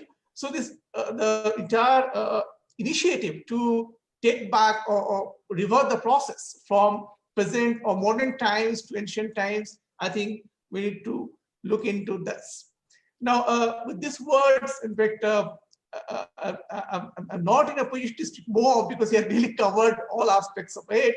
And I'll also seek your apology because I need to leave by 6. Unless I go, I'll be able to reach home. So I'll be missing the discussion. So I apologize for this, but it was very interesting, thought-provoking. And thank you very much, sir, for providing the opportunity to listen to you. Thank you very much. Thank you, Sohel sir. We will send you the video link. As you'll go, you can watch on your mobile. And very pertinent points by Sohel sir. The internet worked really well. Yeah, because I'm sitting in department, I'm not at home. So I came to department for this lecture. Yes. Thank you so much. A very, very pertinent points raised by sir that in economics we call it. That's how I could manage to do it. Yes. In economics we call it reversal of fortune. What happened to Indian economic history, And sir has rightly, raised that our indigenous vernacular, this system has been uprooted by this colonial economic plunder during the 18th, 19th century. And then, massification and other very pertinent points. Thank you, Sohel sir. Now quickly we'll go to Professor Sharmistha Mukherjee. Sharmistha ma'am is Associate Professor, Department of Geography at PD Women's College, Jaipalguri, West Bengal. Ma'am, please, over to you. Yes. Good evening, sir. Good evening, sir, and good evening, all my juniors. I was so happy, and I'm really lucky to get to know, to get to learn such a important topic, and the way sir explained the colonial system of education, and then we came from pre-colonial to the post-colonial era, and then how things are working, and the policies and all.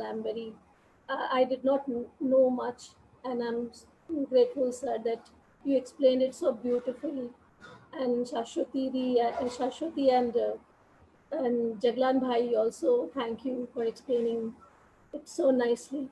Sir, I have a little, I am not very expert in this field. I don't know much, but I just want to ask you, how can it be connected with the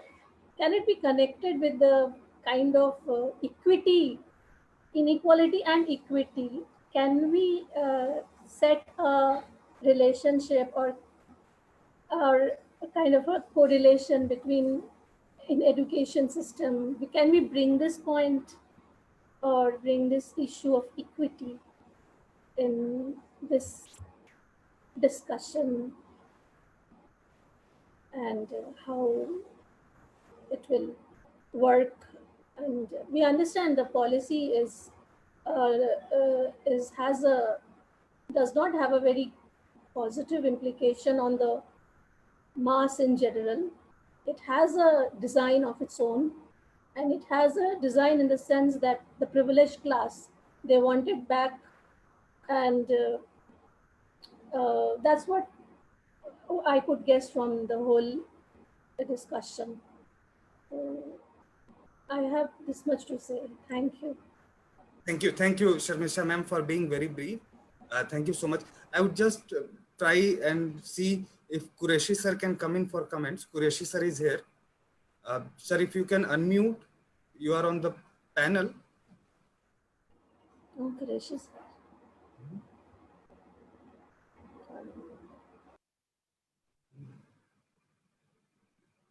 Professor Qureshi sir, if you can unmute, you can come and comment, speak. Ritika, if you can unmute Qureshi sir, yourself. No, I just over WhatsApp.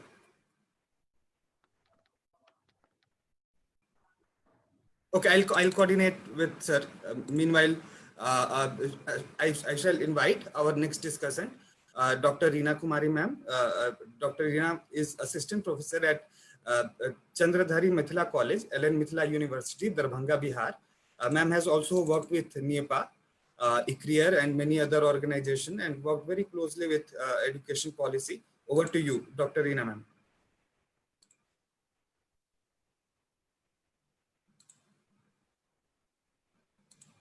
Reena ma'am also is not looking here. Okay, nevertheless. Okay. I'll just check with Reena ma'am again. Okay. Next, we can go with my colleague, Dr. Ruchika Singh. Ruchika is Assistant Professor, Department of Geography, Deen Dayal Upadhyay, Gorakhpur University, Gorakhpur. Over to you, Ruchika. Hi, hello. Thanks, Arjun.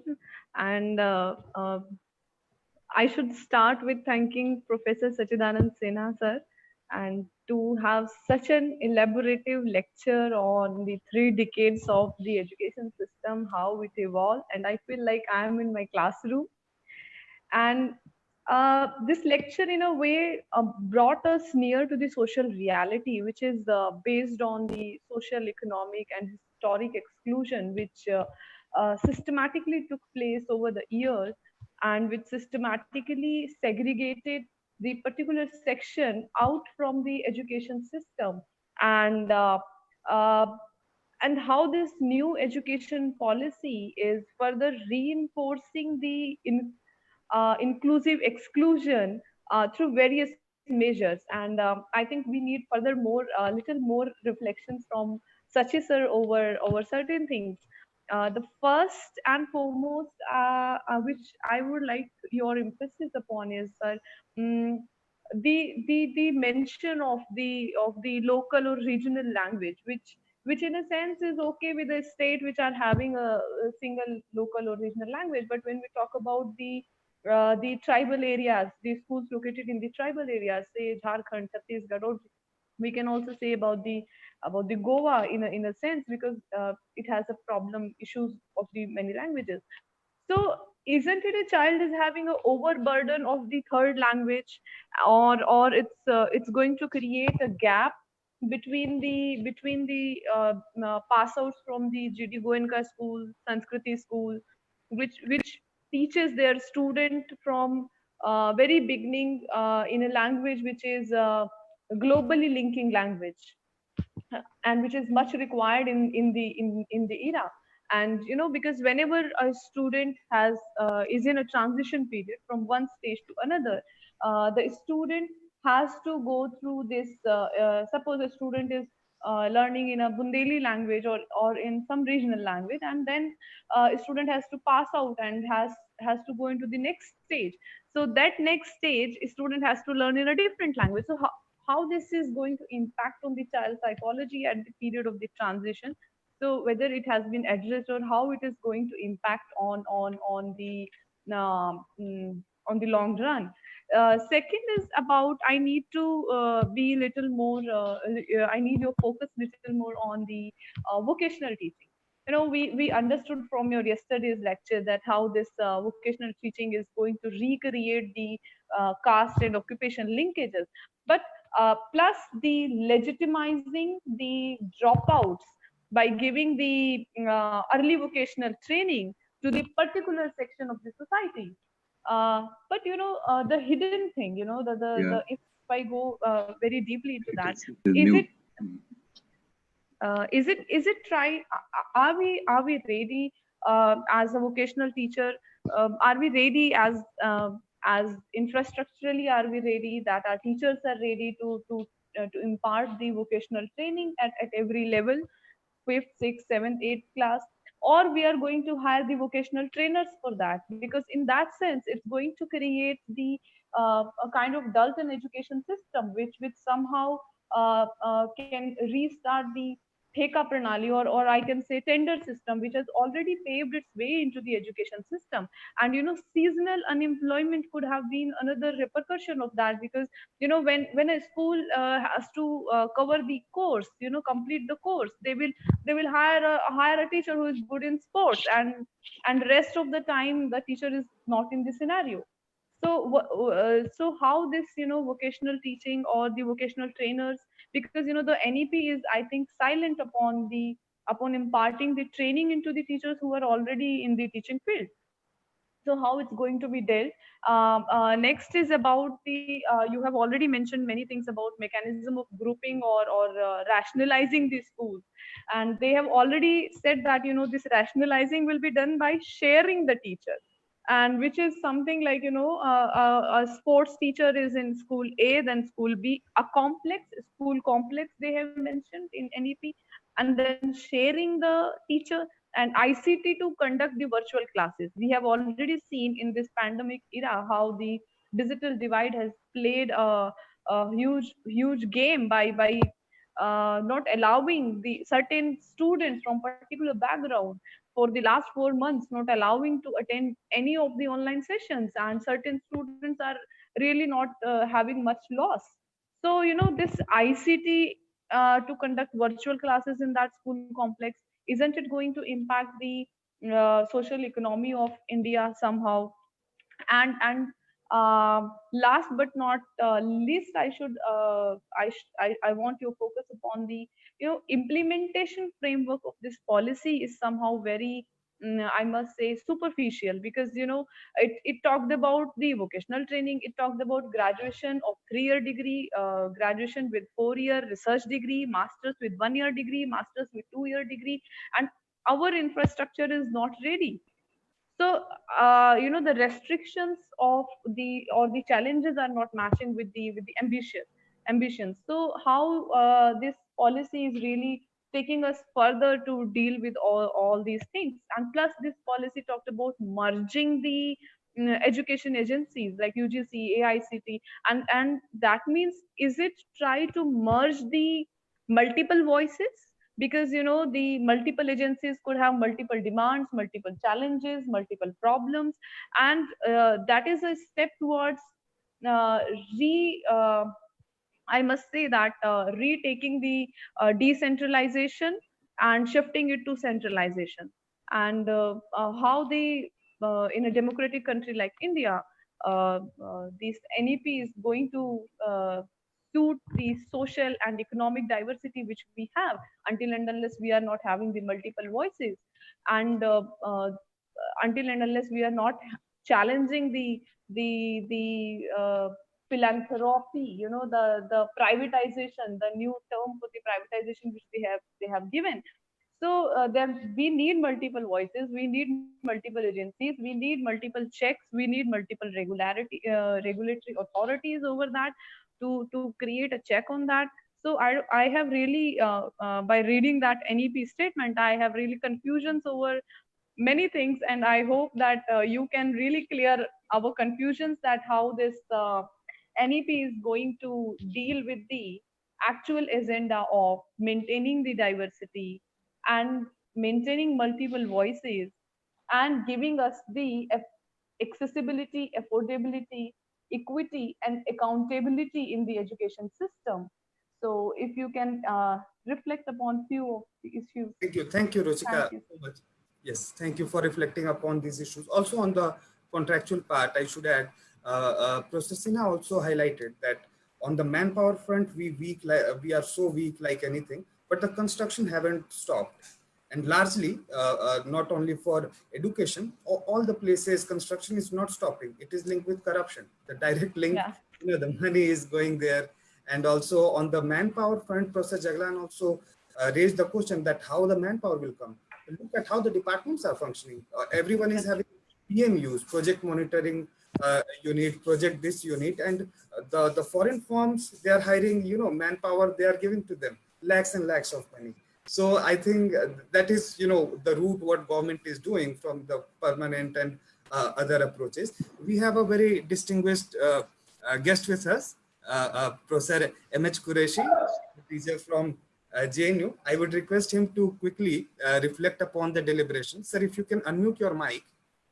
Yes, please, sir, over to you without wasting any time. Satellite? Yes, please, please. Audible? Yes, it's okay. perfectly fine. Yes. So I'm happy that for me it is family affair. Almost all are my students. So I'm so happy that I have been able to listen to them, particularly Sachi and other panelists who have once upon a time were my students in the class. So I'm happy that they are performing very well. I joined late. I was able to join at around 4:30. You know that people of my age are technologically challenged. So it takes time to capture the new technology, and that is how I became late. But however, I listened to the major part of the presentation of Professor Sachidanand Sinha. Now I see education has been a subject which has been put to a lot of experimentation after independence. Earlier it was all right, the colonial powers who introduced many educational institutions, whether schooling, convents, at least 3 major universities, Calcutta, Bombay, and Madras, were established in 1857. To be very precise, it was January and March and September. Calcutta, Bombay, and Madras. 1887, Allahabad University was established. So higher education had a very slow progress. 1927 came Agra University. But at the same time, experimentations right from the Mudaliar Commission to Zakir Hussain Commission to Radhakrishnan Commission, and a host of commissions have been coming and recommending many things, and these were also experimented. Two such experiments were launched by Aligarh Muslim University, which was established in 1920 on 17th of October, and Jamia Millia Islamia, which was established on 29th of October 1920 in the same town, that is Aligarh, with the name of National Muslim University and Aligarh Muslim University. Later on, Jamia was translated as Jamia Millia Islamia. Now people write Jamia Millia Islamia University. It means that Jamia is also university, starting with university and ending with university. Jamia and Aligarh, they experimented that they integrated the whole education from primary school to the degree and also to research level. So it was a sort of integrated system where schooling and up to 12 are up to intermediate, and then their admission to the degree courses. Jamia also did the same. Now one more university has done the same. That was Indira Gandhi Tribal University. Actually, I was involved in this university when it was being established, and we recommended that there should be a school attached to this university particularly, because who is going to feed, from where the students are going to come. And therefore, if it is going to be a tribal university, then let there be a feeding ground in terms of a school, so that the tribal students, when they are admitted to the school, they can be admitted to the university. And the school, I think 2 campuses have been recommended. One was at Sarguja, the other is at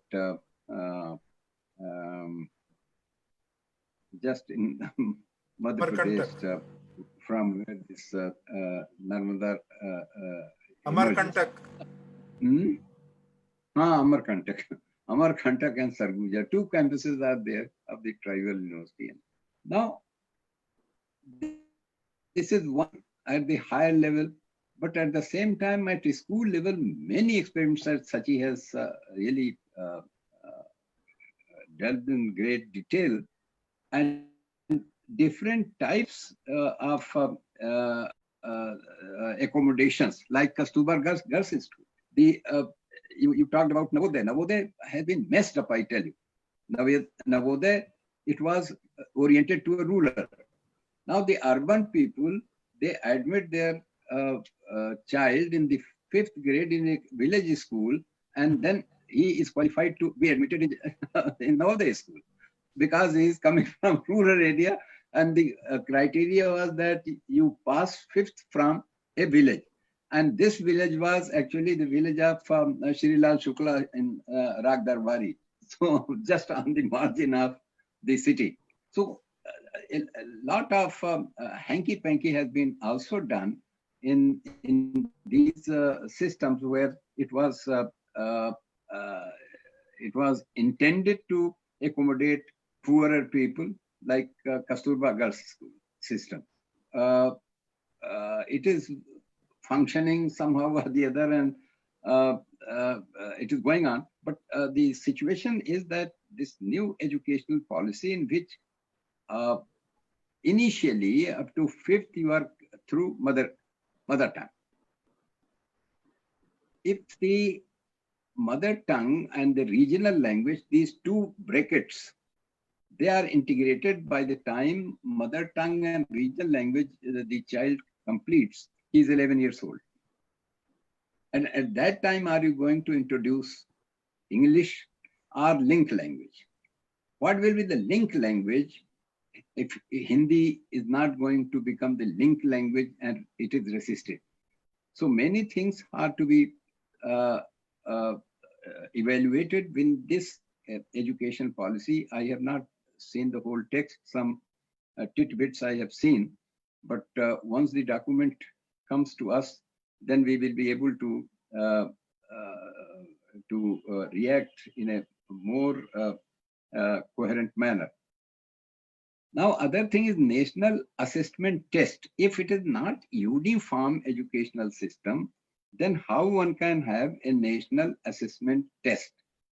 One does not know how it is going to be operative. And this 1 year degree and 2 year diploma, and then after that you have the full degree. And I do not know how it is going to be identified by the people who give the employment. What will be the value of 1 year? And moreover, the +2, that is 12th is going to be the part of the degree. It is up to 11 now, secondary school. And 12th will be the part of the degree. And if you drop out after 11, after 12, you get a certificate. If you do it after 2 years of training in that particular degree, you get a diploma. And when you complete it 4 years, then you are going to get a degree.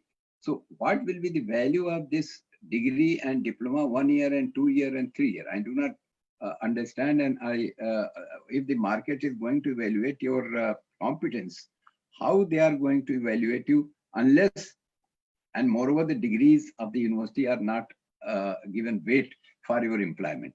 Every organization gives its own test. Even the government is not going to believe our degree, and they have their UPSC test and the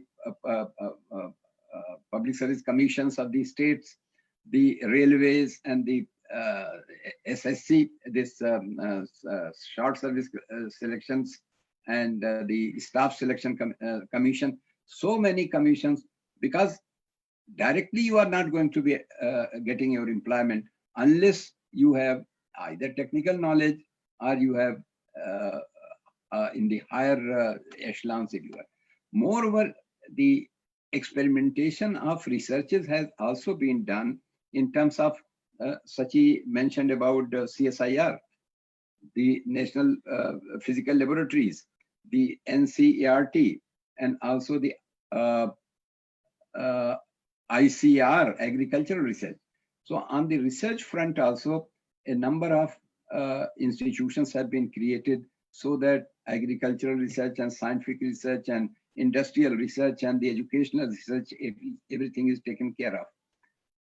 But let us see how the things unroll. And I congratulate Sachi for very elaborate presentation.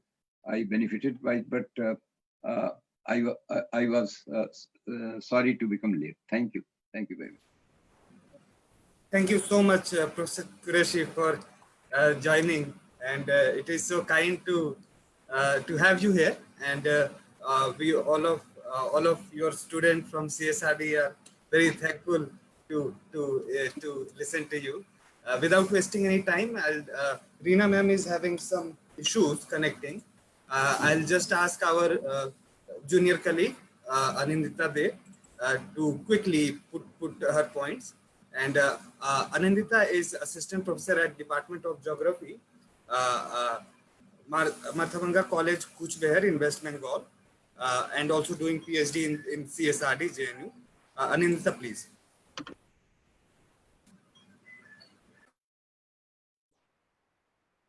Thank you.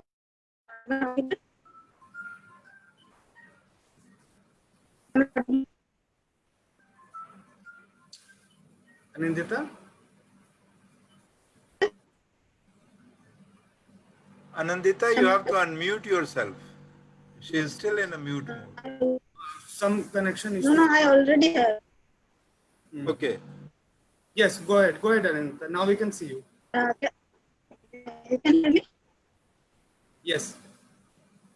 Okay. First of all, I'd like to thank the organizers for organizing this discussion and giving me opportunity to listen to Sir and who is here. I started reading this document the first time, really thought this is a document, but the more I went through it and tried to understand it, the more concern it raised in my mind. Some of the concern I have jotted down, which I am going to share now. Firstly, on one hand, it talks about setting up of special education zones. On the other hand, it talks about having up schools which have 30 students with school complexes or school clusters, as they did not seem to be economically viable. Most of these schools have remote areas, ensuring access to education to geographically and socially deprived population. With clubbing of these schools, by socially and economically unprivileged section, the deprivation will be highest among the girl students. The Nehru schooling has been completely underlined in this report. Moreover, distance plays important role for girls' enrollment study. If they don't take into consideration distance issue and this step is taken, then there will be high dropout among girls, and initial enrollment will also decline. Another problem is the choice subjects. Because there will be no separation to skills. Really, most of the schools don't have all these skills available. It is based on Delhi, which was published in a newspaper, talked about that there is only 28% schools across Delhi which have science stream. This scenario is more problematic for girls' schools, where most of the girls' schools don't have streams other than humanities, leaving aside the professional. So the supply side aspects should be taken care of first before doing the other things, which is completely missing in the report, missing from the report. Another issue which I am going to say is regarding the vocational education. It talks about introduction of courses based on the local knowledge and local professions, which may create an intergenerational professional trap. It will this trap, and this will eventually reinforce the existing social hierarchy based on occupations. Another concern regarding vocational education is that if the stakeholders in this scenario don't take into consideration the gender, don't focus on gender mainstreaming and create a gender-friendly environment, it may reinforce gender stereotypical societal roles, and in future it may reinforce gendered occupational segregation, especially in a time when we often hear news like opening of courses like tuition course, like outside courses in this university. So my except these issues, there is another issue of privatization. Because if privatization happens or financial autonomy is given to higher educational institutions, then the sufferer will be the girls most. Because in our country, still their education is considered as watering neighbor's plant by the parents. Therefore, I would like to ask, sir, if the policymakers totally forgot about the other half of the population while except giving them some scholarships and girls hostels. This is all I would like sir to shed some light upon. Thank you. Thank you, Anindra. Bad connection, but I would say very pertinent points. Anindra has really. Sachi sir, you are on mute. Sachi sir, you are on mute. Yeah, so aren't you taking questions from the participants other than... Okay, sir, we'll come to that a little later, after this round. Okay. After this round, and sir, with your due permission, I think we are extending the session. Okay. Going ahead. And sir, I also have, if Professor Jawaharlal, sir, can also we request Professor Rajeshwari ma'am, if she has to say anything. Professor Jawaharlal sir, if Rajeshwari ma'am is there, if she can add anything.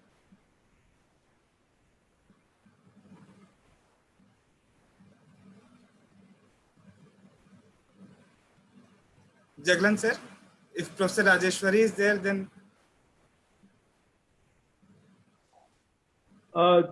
She was not there for the lecture. In fact, she had some health problem. So She will not be able to join actually. No issue. No issue. It's okay. So I think we had a lot of reactions. I will just quickly hand over to Sachi sir. Sir, please try to be brief. There are so many issues we cannot cover here. I think I don't need to really answer everything. You see, Yes. the point of the matter is that these are different concerns which arise from the document which is circulated. I think a proper understanding of the final document is somewhere located in the draft. So one has to really read the 480 pages of the draft, because I think that there is not much of a difference between the draft and the final outcome. It is just that it has been brought down to 66 pages in order to really avoid much of a controversy, that it has sugar coated. Everything sounds so benign, and I hope it remains benign, but looking at the structure, it doesn't really help me understand that. So yeah, I mean, there are questions pertaining to how appointments and funding and autonomy. And so first I will reflect upon this. Professor Mahavi talked about RUSA and funding. It is not simply RUSA. It has been there ever since 1991 structural reforms, that gradually we got into a kind of an accounting mode where, our funds were meant, or the state government or the participation of the central government, say in state level activities such as whether it was in the form of health mission or it was in the form of Sarv Shiksha Abhiyan, there was a certain category on which you could spend and you could not really have. So the freedom to really decide on your own. What I really see this, that while, and I'm not I'm not putting the allegation on the present dispensation, this started happening right during the Congress regime, during Narasimha Rao's regime, when there was a certain package that was made available to the state, and the state either accepts the package and the terms and conditions or say no to it. So in case, poorer states which really didn't have much of a funding, had to finally accept it, whatever, whether it was 75%, 90%, coming from the state, from the central government. So micromanagement started happening, not only with of the program. So it was not only RUSA. RUSA comes in 2013, but even before, several programs at several fronts, which were being sponsored by the central government, they came in the form of some kind of a micromanagement framework. Now, this is where this threatens the very federal structure about which the Constitution has been so very categorical in a country like India, which is so very diverse, so plural. You cannot exist by undermining the federal needs of different states, and not only states but also localities. You see, so there were questions pertaining to tribal areas, or the questions pertaining to remote areas, inaccessible areas. Yeah, it has always been the practice. These guidelines have been there even in the past. So am I audible, Arjun? Yes, sir, you are. Okay. Because, the videos have stopped working. Doesn't matter. That happens. It doesn't matter. Yeah. So as long as I'm audible. Yes. So, this micromanagement was not sensitive to the local needs, the needs of the local schools, the needs of the local government, the problems which they had at hand, because, this is how it came. And there was hardly any innovations on those points. So, yeah, the RUSA could only do this much and not more. Different programs could only do this much and not more. So you had a category. It was certainly not as to what we really needed in our universities and colleges. So that was That was one of the drawbacks of this accounting business. I would call it, really creating kind of an accountant chart, a ledger, which was a kind of a social accounting statistics that was being generated in the initial stages of the welfare state. Everything was being measured, whether you have spent 200 rupees or not. 200 rupees was given to you, how much did you spend, was the measure of your efficiency, not in terms of how it really impacted.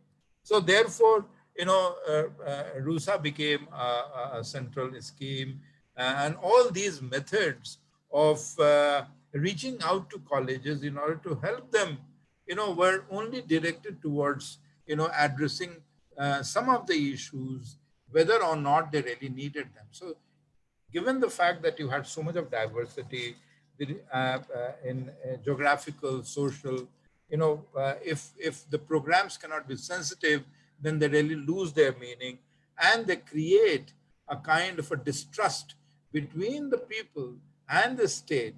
Because, if that is what is the nature of funding, or that is what really it brings in, which is not helping the people, then people start questioning the state. And then the credibility of the state, credibility of the bureaucracy, it starts becoming a kind of it comes under question. So on questions pertaining to MPhil, we all know how good an MPhil program was and has been. But you see, all these, that Professor Qureshi also was talking about, what will the diploma do and what will the 1 year this or that. So, this is all done in order to create so much of flexibility on a populist scale. The state government, to my understanding, the government, not the state government, the government is playing to the gallery. And the gallery is that, okay, the youth are going to go gaga, okay, I can be exiting with something because some kind of a degree, some kind of a certificate, if I cannot continue. That is where, you are really reducing the rigor. You are only creating a window for them who are not so very comfortable to jump out of it, and they are going to jump out of the window rather than they are going to get out of the exit. So if they jump out of the window, then they are going to hurt themselves. So that is an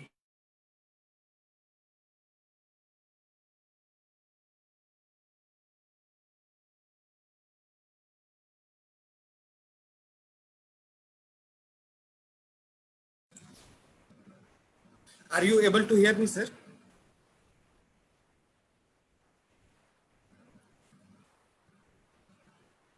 Sachi, sir?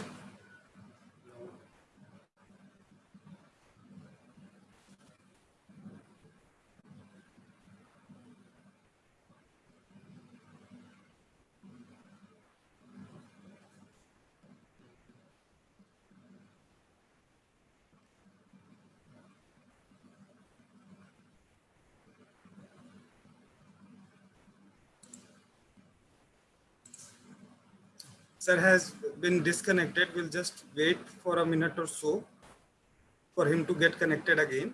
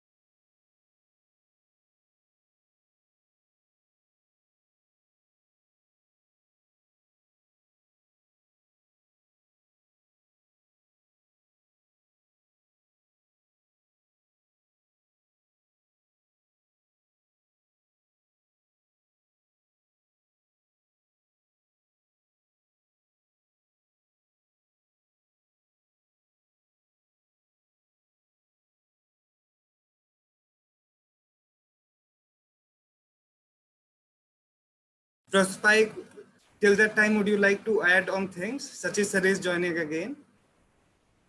Professor Sashwati Paik, if you would like to come in.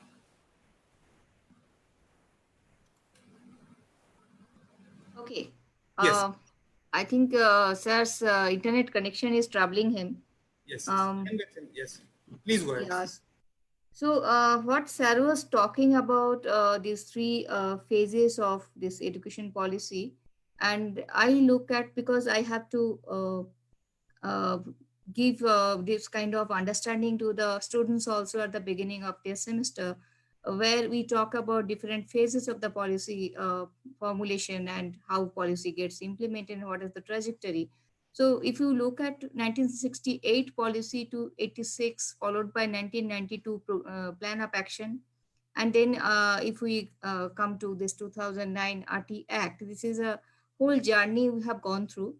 And if you look at 1968 policy, ironically, it was very surprising as Sir was talking about this Kudhari Commission report, which was a 4-volume report, and it was a huge report. If one wants to go through it, probably I go through it. I try to go through it every semester. I couldn't actually make whole of it. I can't claim it. It is a huge report, and it was very exhaustive.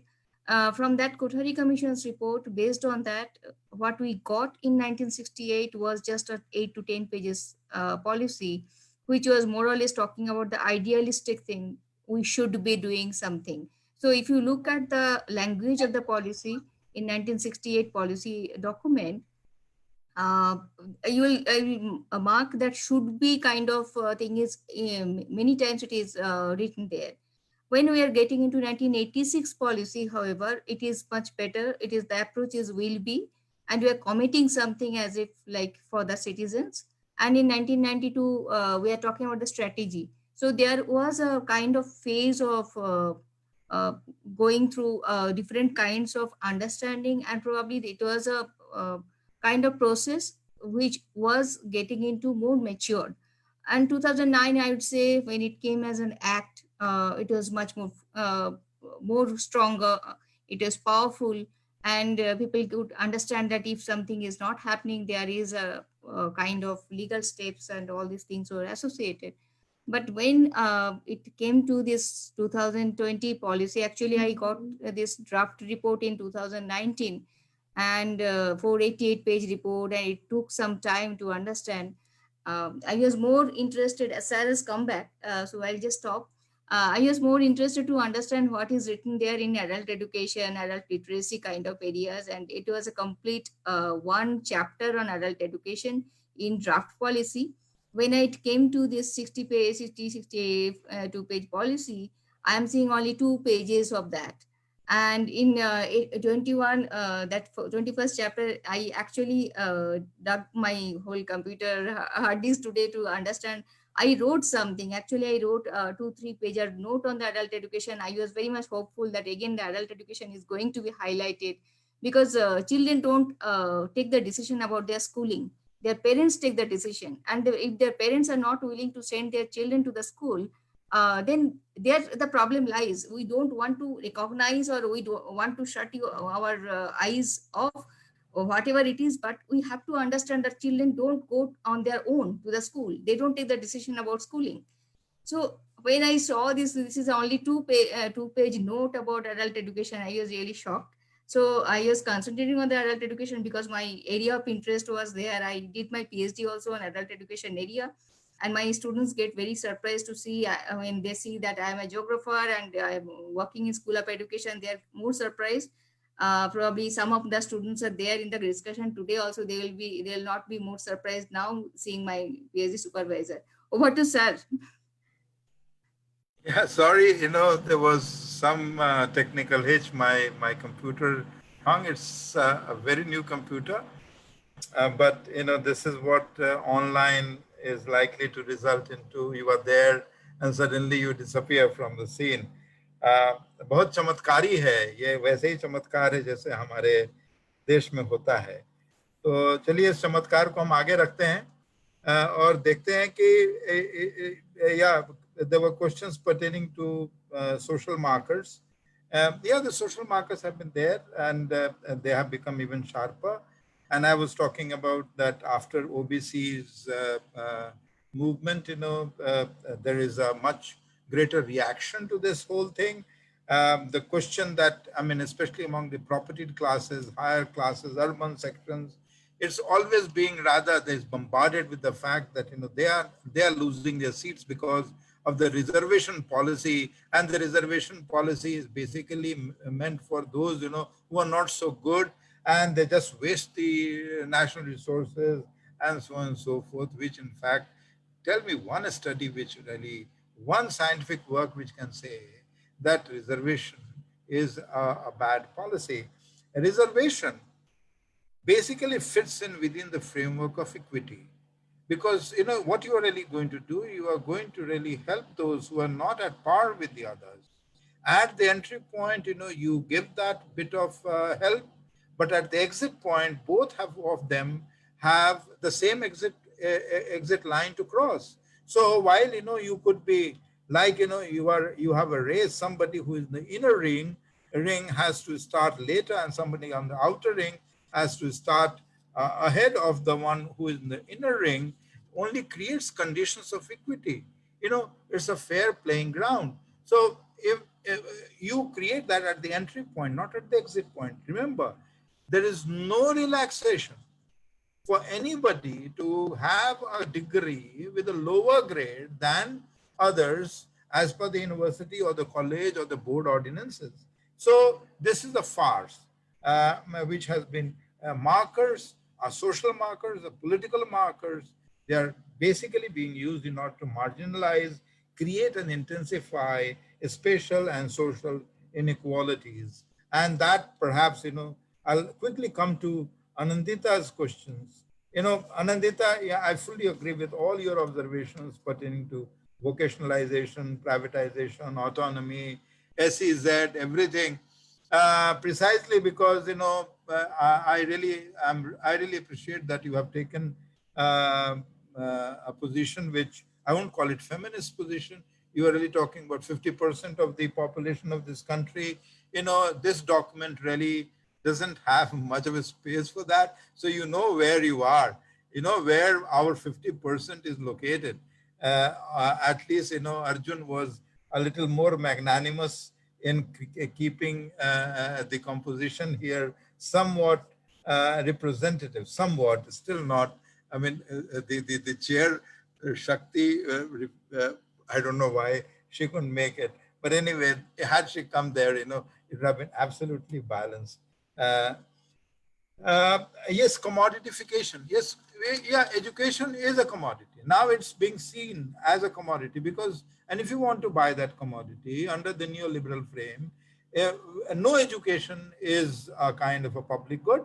Every education is something, which will add to your qualification, and therefore, it's a personal private good. You must pay for it. That is what is the current economist, which is being taught to us. And higher education, of course, why should it be seen as something which is compulsory? Only those who really need it should venture into that. And therefore, if you have a commodity, if this is a commodity, then it will be provided by a private player. Then it will have the capacity to, in fact, it's a product. It's an intellectual product. So academic product. You will produce something which will be sold in the market, and that is not going to come free of cost because there has been so much of investment already made by those who are selling that particular product. So therefore, it will be sold for a profit, and there is no way the world is thinking on different lines. But does that really meet the requirements of this country, India, where there are enormous inequalities, where education can be very profitably, with a small shift in emphasis, with say a 2% change at the current level. If we can perhaps move from 3.25 or 3.3 to just about 5.5% of the GDP, it can be a game changer in the public sector. Let there be private players. There is no way you have accepted it. The country has allowed that, so we cannot really drive them away. They would remain private players. But I'm telling you, if there are good public institutions, it is going to posit greater challenges before the private sector. And that is why, why AMU, why Banaras Hindu University, why Delhi University? Delhi University has shortage of 4,000 teachers. Why none in the last 7 years, 10 years, 15 years? There are people, who are working for nearly 14 to 15 years as ad hoc. What has the government done? They want this particular center, this particular university, which was created out of the act of the colonial government in 1922, which created a very democratic kind of a framework of university structure. Today, this university had to fight for the last 10 years, 4-year undergraduate program, this program, that, at every stage it has to fight. And this fight is with its own government, because this government doesn't want the decentralized model of the governance practices, which in fact is there in the statutes of these different universities. JNU, JNU in the last 6 years is a fantastic example of how all forms of decentralized governance, right from students' faculty committee, right up to the academic council and executive council, have been completely bypassed on several matters. One had to go to the court on several accounts. The court really restored them, but the state is so adamant. It doesn't want decentralized governance. It doesn't want participatory governance. It doesn't want representations from different quarters of population. It doesn't want people from the remote areas, marginalized socially, geographically sections, to come to the mainstream, because once they come to the mainstream, they are going to ask questions. They don't want people to have, in spite of the fact that this document talks about creative thinking, creativity, critical thinking, it only talks about creative thinking. But what is that creative and critical thinking? How it can, so it says, there will be a seamless kind of an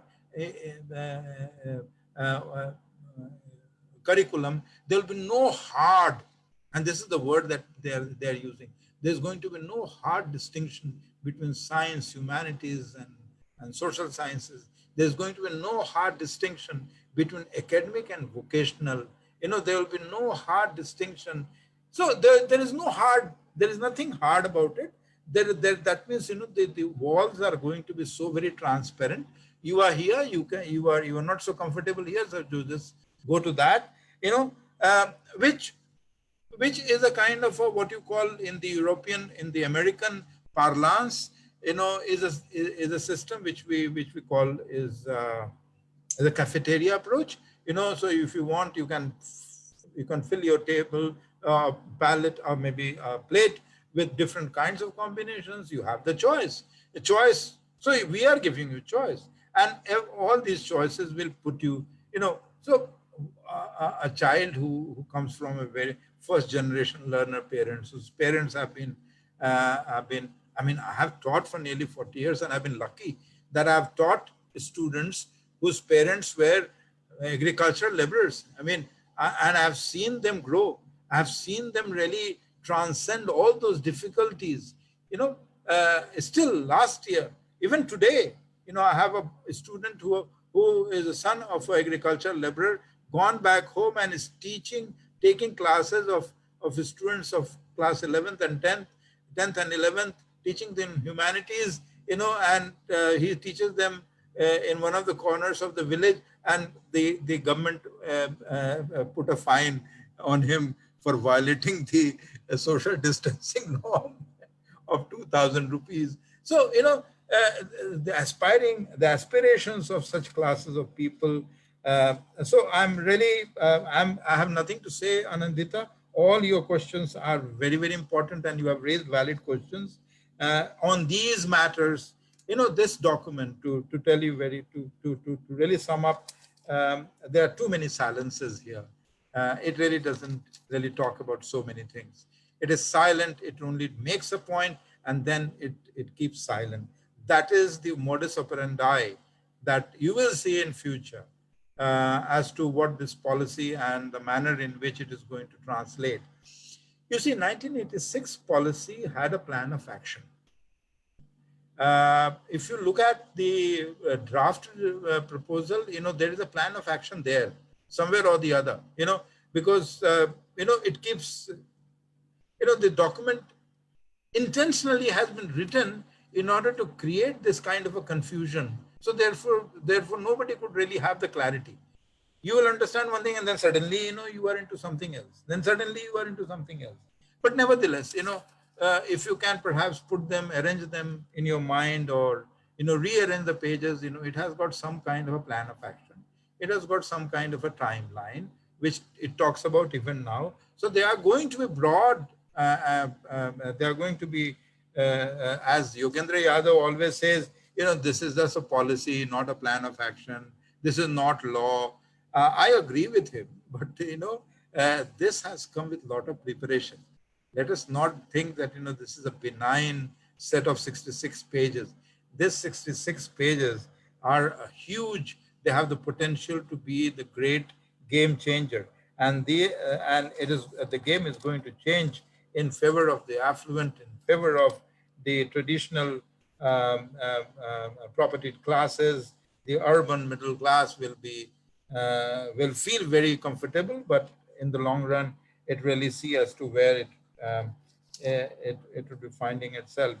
About reversing an ancient, always quoting, I don't mind if people have been talking about Vikramshila, and I started my lecture with that, and I said that, okay, if you are really going back to so many years before the birth of Christ for the institutions that we had created, we are very proud that our country,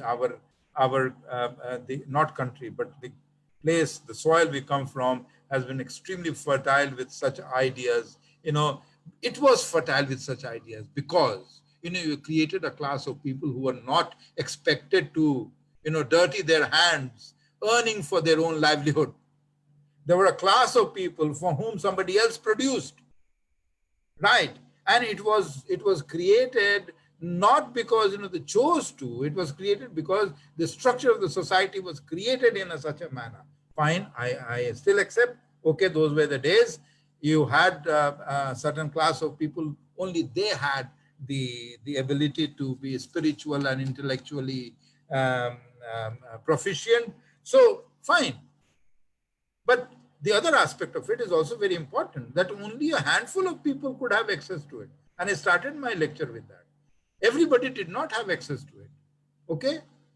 Now you will say, okay, where in the world people had access to it? Hey, come on, yaar, you had the institution created such a huge university called Vikramshila and kya tha dusra wala main bhul jata hu. What is the other one in Bihar? Nalanda. Nalanda, yeah. How can I forget Nalanda? So Professor Qureshi would say even before Sachi is beginning to forget things, So, but nevertheless, Nalanda, okay. Nalanda. Yeah, so Nalanda, and so who created Nalanda? The people spent money for Nalanda. Some privileged lots, had the benefit of it. Not everybody. Tell me one person. Who came from a lower class and who had the privilege to study there. Sanskrit or spiritualism or astronomy or whatever. No. But did they create the technology? They created ideas. Ideas are also important. Who created technology? Who created the plowshare? The one who works on the ground. The one who produced the food, is the one who produced the plow. The one who produced food is the one who created the hoe, the technology of the hoe. And all these technologies, the Brahmins, so-called Brahmins, did not produce the plow and the. So, okay, if somebody else is going to earn for you, who would not love that? Okay, somebody else produces money, food for you, and I have to sing a song. Okay, wonderful. I will sing a song in praise of anybody, because I am paid for that. Right? So that is all in the name of going back to the ancient times, where, we were respectful towards the seniors. We were Come on here, what value are you telling me? You know, in this country, we call ladies as Mata, as Devi, and we are the ones who are worst in treating them. You know, इस तरह के जो double standards है, double speak है, क्यों कहते हैं? एक तरफ तो हम कहते हैं कि भाई ये है, हम तो बड़ा इज्जत करते हैं, बड़ों का इज्जत करते हैं. अरे देखिए आप गांव में जाके अभी कितने बूढ़े बुजुर्ग जो हैं वो अकेले पड़े हुए हैं इस कोविड में, उनको खाना नहीं मिल रहा. इसके बारे में कोई सरकार कहे, सरकार जरा सा एक एन्यूमरेशन करे कि अकेले लेडीज जो अपने माता अपने बेटे के घर गई हैं उनको लेके वो स्टेशन पे छोड़ देता है और भाग जाता है, वो किसी को कूड़ादान में छोड़ आता है, भाग जाता है. This is the state of the elderly population. और हम कहते हैं परिवार के बड़े वैल्यूज हैं हमारे पास. अरे वो दोहरी बातें करने के लिए तो खैर पूरी दुनिया है, हम अच्छी बातें कर सके, हम बड़े महान थे पैदा हुए, लेकिन क्या करें, हर आदमी यही कहता है क्या करें साहब, बीच में मुसलमान आ गए और अंत में वो अंग्रेज आ गए, हमारी सारी महानता की जो है ना हवा निकाल दी उन्होंने. ऐसी आप करते रहिए बातें. तो how does that matter? The fact of the matter है आपकी गाड़ी चल नहीं रही क्योंकि हवा निकली हुई है. अभी आप साधन इकट्ठा करो, उसमें हवा भरो, गाड़ी चलाओ. तो आप कहोगे जी मेरी गाड़ी जो है ना वो 1100 ईस्वी में वो फला आ गया था, उसकी वजह से गड़बड़ हो गया. हमारा एजुकेशन सिस्टम इतना महान था, किसी ने बर्बाद कर दिया, वो खिलजी जाके उसने उड़ा दिया. अरे भाई खिलजी 100 साल बाद पैदा हुआ था, नालंदा उसके पहले अंतर कला से खत्म हो चला था. लेकिन कहते रहिए भैया, टाइम और स्पेस का तो हमारे इस युग में कोई मतलब नहीं है. नेहरू जी मोदी जी के बाद पैदा हुए थे, ये भी हो सकता है. तो ऐसी भी बातें हो सकती हैं, हम कुछ नहीं कह सकते. टाइम और स्पेस हमारे देश में, काल और स्थान, ये बिल्कुल बड़ा ही फ्लूइड है ना. काल कभी भी कहीं से भी आ सकता है क्योंकि अकाल तो हमारे देश में आता ही रहता है. तो ये है सिचुएशन साहब. और रुचिका का जो सवाल है वोकेशनलाइजेशन को, यस भाई देखो ऐसा है कि लेजिटिमाइज के आप कुछ दिनों में आप देख लोगे कि क्या होने वाला है. कुम्हार का बेटा कुम्हारी बनेगा, बार्बर का बेटा बार्बरी, धोबी का बेटा धोबी बनेगा, उसके आगे ना सोचे. हाँ, धोबी का बेटा अब ड्राई क्लीनिंग शॉप खोलेगा. इतना ही ट्रांजिशन होगा, है ना वो. और don't mind my saying this, or there will be a new technology again and you will have to buy that technology. In 5 years time that technology will become outdated, so somebody else will fund your technology and you will become an enslaved person who would be working for that. So therefore, you know exactly what has happened to our municipal system. You see, all contract in the municipality is held by high caste, but all those who are cleaning and sweeping the floor are people of a certain class, which is again the same class. So actually the contractorship will go to somebody else. You know, actual work will be done by. So there will be hierarchies again of, so the neoliberal is as much casteist as, but then, you know, this kind of a combination between neoliberal philosophy and Hindu caste-based kind of a stratification is a deadly combination. You will not learn. Perhaps, you know, we would not know how to get out of it. And this NEP 2020 is a sure recipe to keep it intact, you know. I think, yeah, so these are my reflections. I don't want to particularly get into, because I am not the author and I can't give clarifications. I'm myself so confused about it. So my confusion is being doubled. So I can't be really giving any clarification rather than raising questions. So I've raised my questions. I've raised my questions in a manner that, you know, we can see these, the two documents, the document, you know, which was the colonial document and the current independent document in 2020 in the age of technological, whatever, you know, is going to put the two together. You see, there is so much of similarity, you know. So we are not out of a kind of, you know, the point which several of our people said that, you know, we have to really get rid of the internal colonization. The internal colonization is there. And never forget the fact that don't look at this document in isolation. see this document along with the neoliberal philosophy and the neoliberal policies on education of the World Bank, of the WTO. Don't look at this policy in isolation from what has already been proposed by this government in relation to environmental impact assessment, and don't look at this policy in isolation from, again, the CAA and NRC, because, this is the last weapon to delegitimize your citizenship. And therefore, once you are delegitimized as a citizen, your control over resources are taken away. That means you have been disfranchised of your livelihood sources. आपको resource से बेदखल कर दिया, आपको देश की नागरिकता से भी बेदखल कर दिया, तो आप क्या होंगे? आपको ये हिटलर का जमाना नहीं कि आपको कंसंट्रेशन कैंप में डाल दिया जाएगा। आपको एक ऐसे कैंप में डाल दिया जाएगा जहां आपको खाना मुहैया होगा और आप फ्री में कॉर्पोरेट को लेबर देते रहेंगे। आप वहां पे एक फुटलूज वर्कर की तरह काम करेंगे, लेकिन उस दायरे से आप बाहर नहीं जाएंगे। आने वाले दिनों में इस तरह की स्लेवरी का इजाद होने वाला है। And I believe all these three documents, I'm not seeing them in isolation. I'm not seeing that they have come just because it happened at such a time. It's happening precisely because there is a well thought out design, and therefore this design is going to disfranchise you. It's going to delegitimize you. It's going to reconstruct your position in the social hierarchy. There will be a highly hierarchical structure, and therefore the governance system will be such which will be recruiting people in teaching position. This is what Mahavir was also asking. They will be recruited on the basis of who they are, not on the basis of what they are.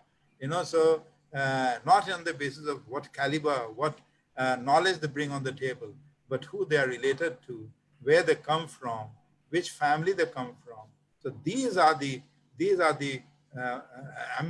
I'm seeing it here in and around me. The teaching positions in several of these universities have gone to people who are related to a certain kind of a denomination of political color. So not that it is happening for the first time, but the fairness of selection, the so-called fairness in selection, so-called giving value to somebody's knowledge, will therefore be constructed on the basis of these markers that somebody was talking about. So with these words, I think I have responded to all the questions. Thank you. Sir, yeah. Sir, I will just reiterate the questions which have come, but by and far we have largely addressed those. Yeah. One question Vaibhav is raising regarding NEP and what implication would it have for tribal population, and on the 3-language formula, especially for southern states. Selvam sir, our senior from JNU, Mercy also from JNU, also Sonali from JNU have raised this question, and there are more questions also pertaining to training and this vocational thing from Rudra. And Rakesh has also raised a very important question that those who are not in school and if they are getting any degree, just like the Skill India program, what are your thoughts on that? Sir, other than that, I would really like to just add half a minute on your issue of quantity and quality, the myth you talked upon, that as we are, the massification is happening, what are the implications? Saraswati ma'am rightly pointed out so many things that, from ground, that is not happening. So this quantity and quality myth, which you're talking, I think it's very pertinent. You also raised the point that Yogendra Yadav sir is saying that this is just a document and it's not working. But again, on this aspect, because the whole planning process is based upon this, also the planning and the NEP is saying that by 2035, 40, 50, we will have gross enrollment ratio in higher education to the tune of 50%. Even our urbanization rate is not 50% right now. So that is the vision which we are envisaging, how it is going to, we are going to go there, especially quality concerns. And so one more issue I really wanted you to reflect upon that. What is the role of global institutions, and what is the global pressure for overall human development, especially pertaining to education, and how the sustainable development goals are linked to it, as global population. Something on that, because this is also the era of multilateral institution. And the finances we will discuss some other day pertaining to this. One more thing I will conclude here was on India as a Vishwa Guru. So, and you also mentioned, sir, about the radical reconstruction. So if India has to become a Vishwa Guru, do you think that in Indian education system or this policy need to have something like great leap forward, what China did for their economy, for their society in 1960? Does Indian education system or policy need something of the great leap forward for our population? Over to you, sir. I think these are, you can choose to answer, and we will quickly wrap. Because I have promised my class from 7 to 9 in the MA class. But anyway, I'll just quickly answer some of these questions. I really don't understand as to why we want to be a Vishwa Guru. Why we want to be a leader. Let us be one amongst the rest of it. क्योंकि एक तरफ तो हम कहते हैं वसुधैव कुटुंबकम, दूसरी तरफ हम कहते हैं कि नहीं भैया तुम हमारी लीडरशिप में, हमको तो विश्व गुरु बनना है। विश्व गुरु बनना है या वर्ल्ड पावर बनना है, क्यों बनना है? कोई हमसे बताए करके करेंगे क्या? वर्ल्ड पावर बना के क्या हम बांग्लादेश को जीतेंगे या पाकिस्तान को जीतेंगे या श्रीलंका को जीतेंगे? सबों से रिश्ते जरा सा बना के ठीक से रहें तो भाईचारा ज्यादा अच्छी बात है। विश्व गुरु वगैरह सब फिर लोग आपकी दक्षता और आपके टैलेंट को अच्छी तरह समझते। तो I would not dwell into this at all. The question is, but yes, I'm getting your point. The point that you were saying is that yes, the way the Chinese government really invested in education. Look at where are we anywhere closer to that? They really invested in their 30 institutions on priority. Then they further invested or intensified investment in another 10 institutions of higher learning, and the amount of money and the kind of infrastructure. They worked to a goal. They wanted to achieve certain kinds of, they wanted to become independent, self-reliant in technological matters, and they wanted to do that. What is our total investment on R&D and higher education even now? Not even 1%, sir. So what are we really talking about? We want to be Vishwa Guru by just talking loud at the top of the Himalayas. Only we will allow some more ice to melt, and which will create flooding down below. It will not help us. So we can shout, "Hum to Vishwa Guru ho gaye." Bhai, खर्च करो ना लोगों में, invest करो humans में, आप विश्व गुरु हो जाओगे, है ना? जब यहाँ का हर बच्चा खुशी खुशी स्कूल जाएगा, जब वो घर में खुशी खुशी वापस आके खेलने जाएगा अपने दोस्तों के साथ, जब वो कहीं पे भी रहे, यहाँ पे वो जरूरत नहीं है कि हमने क्या है कि सबों को इम्पाला चलाना है, सबको BMW चलाना है। वो गांव में भी खुश रह सकता है, उसके रोजगार की भी बात नहीं है, उसको आप सुनिश्चित करो उसके लाइवलीहुड। पहले लाइवलीहुड की बात करो, लाइवलीहुड छीन रहे हो, फिर कहते हम तुमको रोजगार देंगे। लाइवलीहुड छीन के, हमारी जमीन छीन के फिर हमको एग्रीकल्चर लेबरर बना रहे हो ना, यही कह रहे हो आप। तो हम क्यों बनेंगे भाई? हमको ये सोचने का अधिकार है कि नहीं, हम क्यों अपना जमीन बेचेंगे आपको? ठीक है, आप हड़प लीजिए वो बात अलग है, आप छीन लीजिए वो बात अलग है, तब आप ये मत कहिए ना कि आप इस देश के नागरिक हैं, है ना? तो बात सारा सीधी सी है, तो आप नागरिक की बात मत कीजिए, आप केवल एक तंत्र का हिस्सा हैं, आपको कहा जाए आप प्यादे हैं, आप यहाँ से वहां चले जाएं। दूसरी बात जो है 3 लैंग्वेज फॉर्मूला की। अब now on the question of the languages, you see, it's a very, very complex issue. But I think, right from Kudhari Commission and even before, I think, at the internationally, what we have really seen is that on the question of languages and the national question in Soviet Union, later on in India, the story goes like this, that, we can perhaps have, what we have seen is being successful is a 3 language formula. The success story of Soviet Union is an example. but for a very, very short period, in a very, very short period of time, the Uzbeks went to a school, learned Uzbek, learned everything in Uzbek language. When they went to college, they learned everything in Russian. So therefore, there was a transition from, but there was just one language, they're Russian. The hegemony of Russian language was imposed on the rest of Soviet Union. But India is such a huge country with such diversities, we have 500 plus, known tongues and languages. I mean, I don't make a distinction between boli and language. Bhojpuri को बोली कहेंगे और हिंदी को language कहेंगे. मुझे नहीं समझ में आता ये क्या किस तरह का ये क्लासिफिकेशन है. लिंग्विस्टों को ज्यादा समझ में आता हो. मुझे तो भोजपुरी मेरी भाषा है ना, वो बोली नहीं है. बोली कह लो, भाषा कह लो. पहले नहीं लिखते थे, अब लिखते हैं. अब भोजपुरी में कहानियां लिखी जाती हैं. मैं जब बचपन में था तो भोजपुरी में बहुत सारी कविताएं भी लोग सुनाते थे. बहुत सारे हमारे कहानियां हैं भोजपुरी में. अब क्या करें? अब बांग्ला की तरह हमारे पास उतना ऊंचा साहित्य नहीं है, तो क्या बांग्ला लैंग्वेज है और हम बोली हैं? ये तमाम सारा जो बच्चे को अगर हमको, if we have to take education to them, for the fact that, the child could respond, it has to be in the mother tongue, right?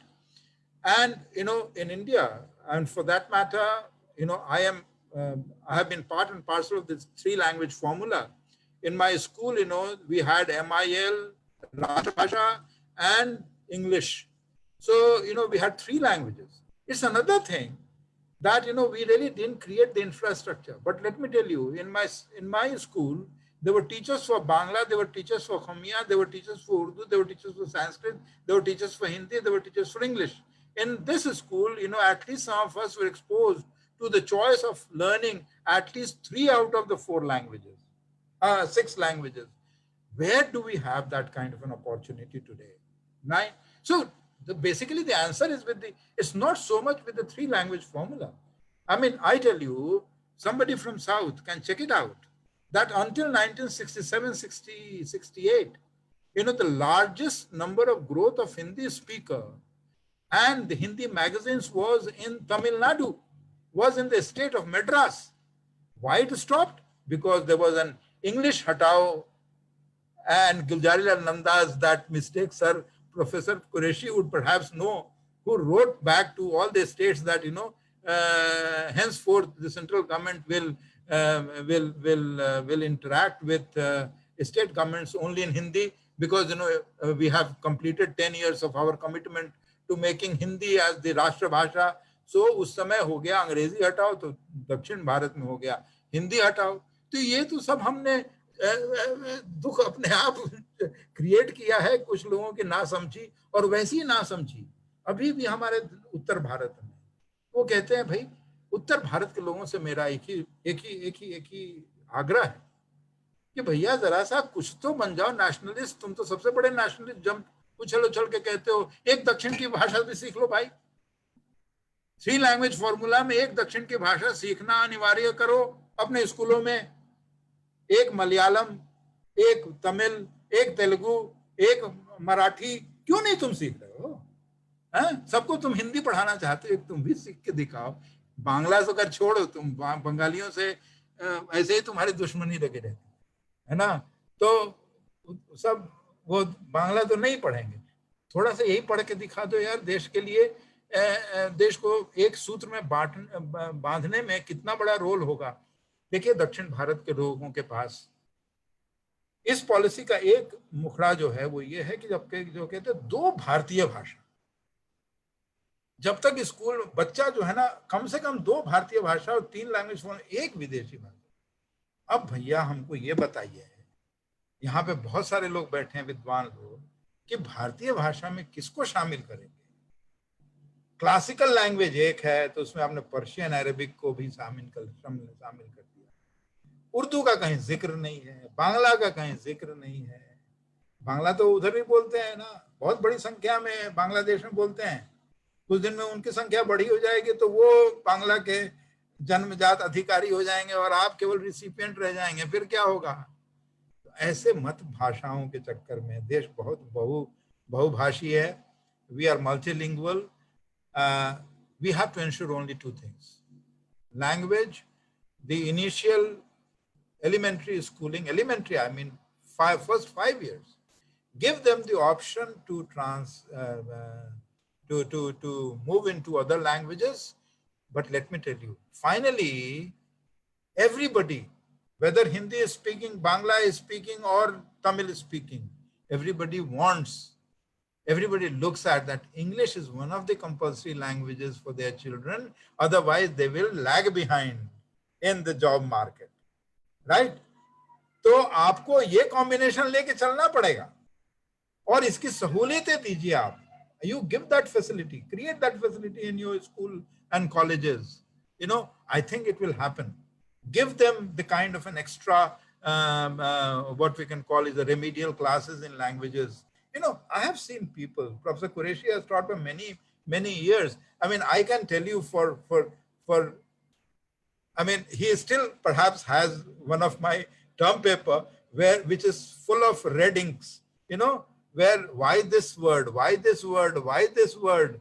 You know, my English, I came from a relatively better off family, you know, and I thought मैं तो अंग्रेजी का विद्वान हूँ. वो तो एक पन्ने में जब 100-200 अक्षरों में 85 अक्षर शुद्ध बचे थे, बाकी 150 तो पे तो लाल निशान पड़ी थी. तब हमने सीखा कि अंग्रेजी कैसे. तो हम तो हर स्टेज पे सीखते हैं, है ना. हम तो तमाम सारे लोग कोई हिंदी भाषी जो बांग्ला मीडियम से, I have taught students, most of my students are Bengali, most of my students, you know, have come from Bangla medium, and look what wonderful thesis they write. I mean, I don't correct their English, because if I correct their English will be corrupted by my bad English, you know. So I don't do that. ठीक है, विदेशी भाषा है भैया, अंग्रेजी विदेशी भाषा अब नहीं है. अब अंग्रेजी भी हमारे हिंदुस्तान की भाषा है, और उर्दू की तो जन्म ही हमारे इसी जमीन पे हुई है. किसको आप विदेशी कहोगे, है ना. विदेशी भाषा, विदेशी रिलीजन, सब विदेशी लोग, मतलब इस तो फिर इस देश में कुछ नहीं बचेगा. कोई हमको बता दे वो यहीं पे जन्मजात, उसका जो है ना, उसके वंश का ये हिंदुस्तान से वो अटल नहीं हुआ, वो यहीं पे पैदा हुआ और यहीं पे सारे उसके वंश रह गए. तो भाई हिंदुस्तान में कोई नहीं बचेगा, सबको कहीं ना कहीं जाना पड़ जाएगा. अगर ऐसी प्रक्रिया रहेगी तो देश बटेगा. देश को जोड़ने की जरूरत है. हिंदी के नाम पे आपने संस्कृत जोड़ रखा है. I mean, I was listening to somebody day for yesterday who very clearly said that already in the Hindi curriculum you have Sanskrit. भाई संस्कृत जो किसी की बोलचाल की भाषा नहीं, संस्कृत बहुत महान भाषा हो सकती है, वो देववाणी हो सकती है, वो सब कुछ हो सकता है. उसमें मुझे कुछ नहीं, कोई प्रतिक्रिया नहीं जाहिर करनी. लेकिन अगर कोई आके संस्कृत में मुझसे पानी मांगेगा तो मैं उसको पानी नहीं दूं, क्योंकि मुझे समझ ही नहीं आएगा. वो जल करता रहेगा, मैं तो पानी पानी बोलता रहूंगा, है ना. वो अगर आवश्यकता बोलेगा और मुझे जरूरत समझ में आती है तो मैं तो जरूरत समझता हूं ना, उसकी आवश्यकता नहीं समझूंगा. वो बेचारा बिना पानी के मर जाएगा. तो भाषा संप्रेषण का माध्यम है ना, और किसी चीज का माध्यम नहीं है. भाषा के साथ कोई बहुत दिली रिश्ता करने की भी जरूरत नहीं है. जो भाषा मिल जाए, खाना मिल जाए, पानी मिल जाए, उसमें रहो, खुश रहो, सभी भाई हैं, एक साथ रहो. एक दूसरे की भाषा को समृद्ध बनाओ ना. कुछ हम भी सीख के हिंदी वाले तमिल में से कुछ वर्ड ले आए. बहुत सारी ऐसी सेंसिटिविटीज हैं जो कि संथाली में है, जो कि तमिल में है, वो हिंदी में नहीं है. बहुत सारी सेंसिटिविटी हिंदी में हम कभी नहीं कहते कि हम फिर मिलेंगे, है ना. ये फिर मिलेंगे बहुत पढ़े लिखे लोगों का भाषा है. हिंदी में क्या कहते हैं, अच्छा चलते हैं, है ना. बड़ा रूड लगता है, जाते हैं, बड़ा रूड नहीं लगता. जब ये सेंसिबिलिटी कहीं बंगालियों से आई, उन्होंने कहा भाई हम कभी कहते ही नहीं कि हम जा रहे हैं, हम कहते फिर जाके आते हैं, है ना. तो जब ये जाके आते कहते हैं तो हमको बड़ा, ये थोड़ा सा अच्छी सेंसिबिलिटी की बात कर रहे हैं. सीखने में क्या बुराई है भाई, है ना. तो अगर एक दूसरे से जुड़ेंगे तो हम सीखेंगे. तो 3 लैंग्वेज फॉर्मूला को बहुत ही स्ट्रक्चरली कठिन और जटिल बनाने की जरूरत नहीं है. उसको थोड़ा सा उसका दायरा जो है वो आदान और प्रदान का होना चाहिए, गिव एंड टेक का होना चाहिए. I think, we can sort out this problem, and there is no great problem. It's just that, we want to look at the kind of day for yesterday, there was a document written in Hindi. Professor Qureshi is a very good person who knows Hindi, Urdu, Sanskrit. And I bet that when I give him, I doubt whether he will pass that, because he will again have to see, यार ये word का यहाँ पे इस्तेमाल क्या है, ये तो ऐसी इजाद हो रहे हैं हिंदी में कि वो एक टेक्निकली आप कम्युनिकेट कर ही नहीं रहे हैं बंदे को। आप जिसको चिट्ठी भेज रहे हैं वो FIR का, वो बंदा FIR आजकल देखिए दिल्ली सरकार किस तरह से लिख रही है। मैं आपको उसका एग्जाम्पल दूंगा, आपके वेब पे चढ़ाऊंगा, आप देखिए कि किस तरह की, उसका जरा सर पैर पता कर लीजिए, वो बेचारा समझेगा कि या तो मैं क्रिमिनल हूं या नहीं हूं, या मुझे कोर्ट जाना है या पुलिस थाने जाना है, वो क्या कहेगा। मेरी हिंदी इतनी बुरी नहीं है, लेकिन मुझे समझने में घंटा जरूर लग गया, राधा समझाने में, है ना, किसी को कि इसमें है क्या, और तब भी हमको पूरी तरह से नहीं समझ में आया। So if that is the kind of Hindi which creates a hiatus between the language which is spoken in the market and the language of the elite and the language of the literary classes, then this is why Sanskrit never could become the language of the masses.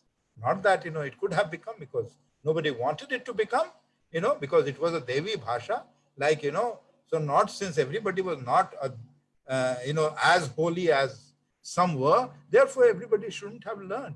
And that has been one of the reasons why our science had such a sorry state of existence all through. We may have had great thinkers, but things did not percolate down, because there were structural and linguistic and other kinds of disabilities, very strong, rigid layers, so therefore nothing permeated. And this is the reality. Not that we have any complaints about our ancestors and our past. Our past may have been, but why it did not percolate down to everybody? Why it did not really create a kind of a lifestyle which could really help people hold each other's hands? It has never been the course. And if today in 2020 we cannot sit together and hold each other's hand, then it's not good for the country. That's the point. Yeah. Anything else? I mean, you had too many questions.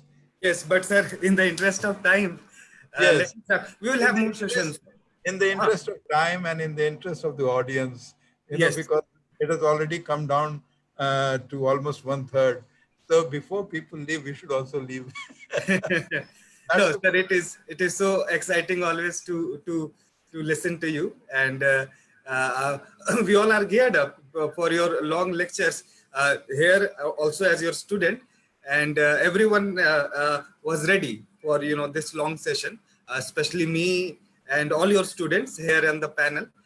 It was very thrilling listening to you. So there are many issues we will take upon this deliberation as we move forward, and this is really a platform. There are glitches with the technology and devices, but this is something, at least people are coming together, and very nice deliberation. It's almost like revising 2-3 centuries. And so now we will conclude. And Ritika is our senior research assistant in IMPRI. She will just briefly give a vote of thanks. But before, sir, we end, should I invite Professor Qureshi to have 1 or 2 minute concluding remarks? I think, in the absence of the chair, Professor Qureshi should have been made the chair. Yes, and that would have really, set things right. And also because, I really, I had the privilege to speak in front of him. I could really gather the courage to speak in front of him, precisely because, the system in such universities where we critically exchange views really doesn't see any kind of what you can call it, levels or hierarchy, So this was all I could speak here precisely because I had teachers like Professor Qureshi who would always come up and say, "Chalo, bolo, ye क्या term paper में लिखा है, जरा सुनाओ हमको भी क्या लिखा है भाई, है ना, ये क्यों लिखा है?" सो और खुल के बोलो। तो वो जो झिझक है धीरे धीरे उसी ने इस काबिल बनाया कि आज मैं अपने गुरु के सामने भी बोल पाया हूँ और आप सभी उनके शिष्य रहे हैं, तो आप सब बोल पाए हैं। धन्यवाद। सर हम लोग सर हमारे गुरु के गुरु के गुरु हो जाएंगे ऐसे तो। Yes professor Qureshi, over to you sir. आप यस सर, आपका माइक ऑफ है। मैं कुछ बोलना चाहती हूँ, एक Yes, मिनट। हाँ एक मिनट, एक मिनट मैं बोलूँ। अच्छा, आफ्टर प्रोफेसर कुरेशी मैम, अच्छा, if you can hold. Yes, Professor Qureshi, Okay. sir, your mic is off.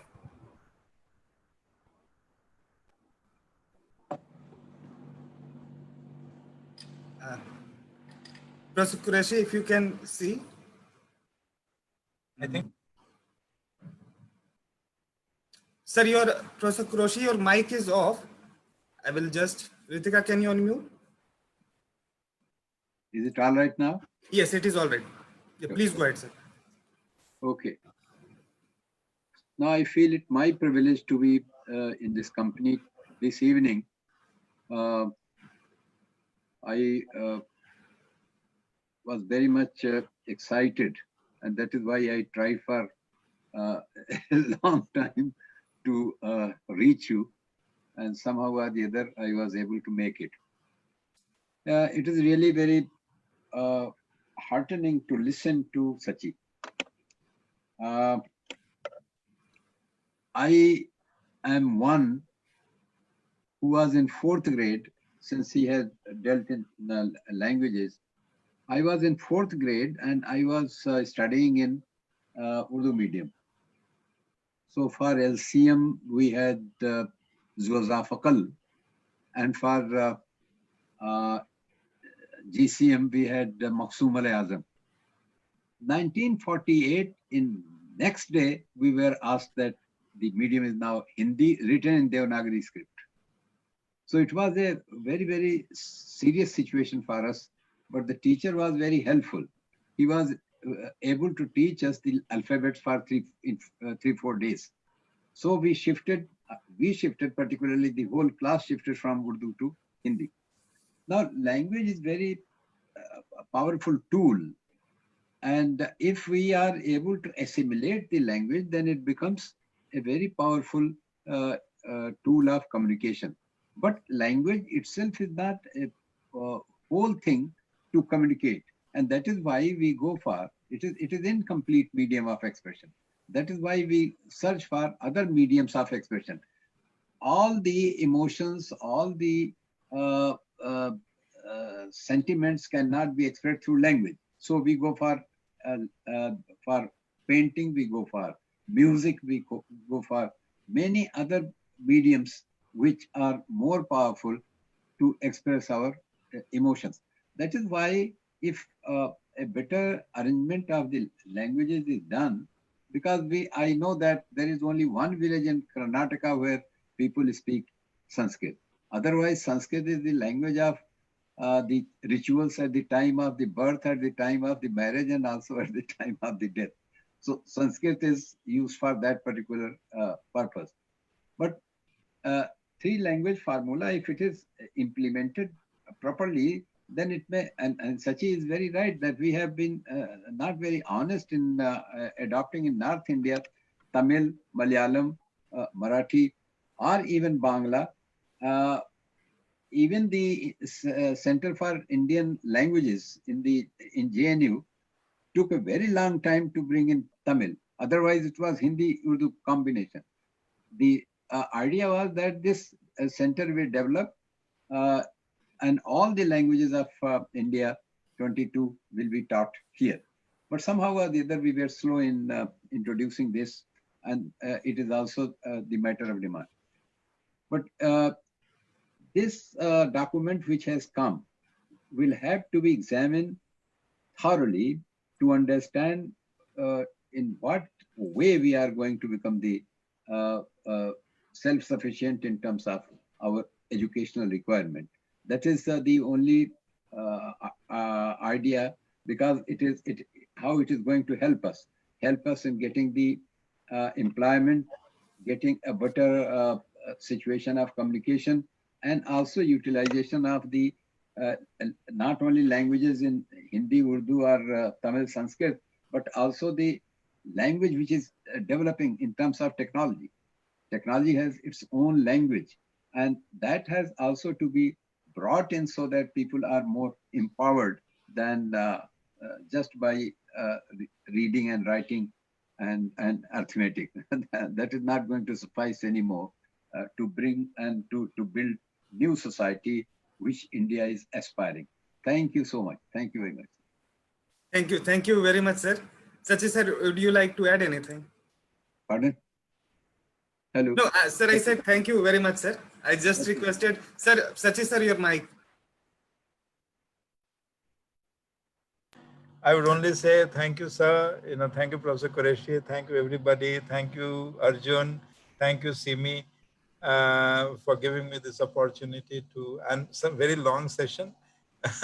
And I believe, since in JNU we don't get tired, and since all of you are ex-JNUites, you still keep that same spirit. Maybe we can have such informal chats, if not on most of these issues for a longer time, or maybe in the evening, will keep us socially active, if not socially distanced, and socially relevant also. So I think it was a good effort. It was a good effort, Arjun. I'm so thankful to you. So for having brought together so many of our friends and from different parts of the country.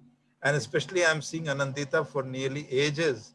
I had forgotten her face. I'm really happy to see her back again. So thank you very much. Sir, Misha ma'am, you wanted to add anything. Please try to be brief. Yes. Actually, I would. I'm very happy to see Professor Qureshi because Sachi sir was always, I'm in touch with sir. But I am so happy that I could see and hear Professor Qureshi after so many years. I think I studied in 88 to 90. I did my MA.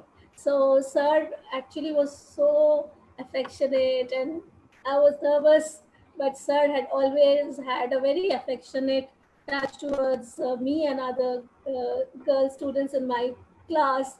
And I could gain my confidence because Sachi sir, because Qureshi sir, because Atiya ma'am, all my teachers they gave me so much confidence that I'm at this level now. I'm grateful, sir. Thank you so much, sir.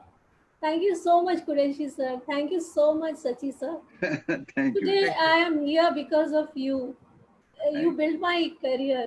You built me as first my parents, of course they did, but this platform I'm using, this opportunity, I'm grateful. Even my parents always told me, your teachers build you. And Qureshi sir, thank you so much. After such a long time, I'm seeing and hearing you. My regards, my pranam to you, sir. Ma'am, and Sachi sir. Please save some emotions for Teachers' Day. And on a lighter note, when you were in JNU, we were not even born. Yeah. Absolutely.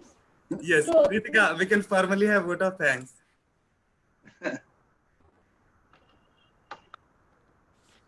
Thank you so much. On behalf of Center for ICT for Development at Impact and Policy Research Institute, I take this opportunity to thank Professor Sachidanand Sinha for taking out time for this lecture and for very precisely explaining the Indian education system. Thank you, sir, for your invaluable time. I would also like to thank Professor Jaglan for attending this lecture on a very short notice. Thank you, sir. I would like to thank Professor Qureshi for taking out time for this event, and he rightly highlighted the ambiguities which will be faced by employers due to differentiated nature of degrees in this policy. Thank you so much, sir. Further, I would like to thank Professor Sashwati Pai for attending this event. Thank you, madam. I would like to thank Professor Sohel Firdous for attending this event. Thank you, sir. I would also like to thank Professor Samishta Mukherjee for attending this event. Thank you, madam. Lastly, I would like to thank Ms. Anandita De for attending this event. I would like to thank Arjun sir, Simi ma'am and Anshula for organizing this event and all our viewers on Facebook Live and in this Zoom link.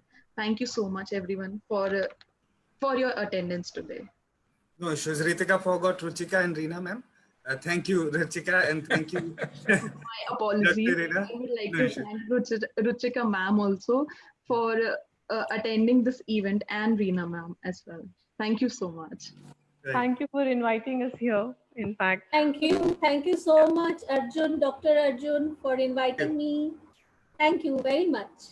Thank you, ma'am. Have a nice evening, everyone, and we will connect soon more in future. Yeah, I hope so. Thank you, Sachi sir. Now I think everyone should relax. Yeah. Thank you. Thank you. Thank you. Thank you, Shashwati. Thank you, Anand. Thank you, sir. Thank you, Thank you, sir. sir. Thank you so much. Thank you. Bye-bye. Jaglan भाई बहुत बहुत शुक्रिया.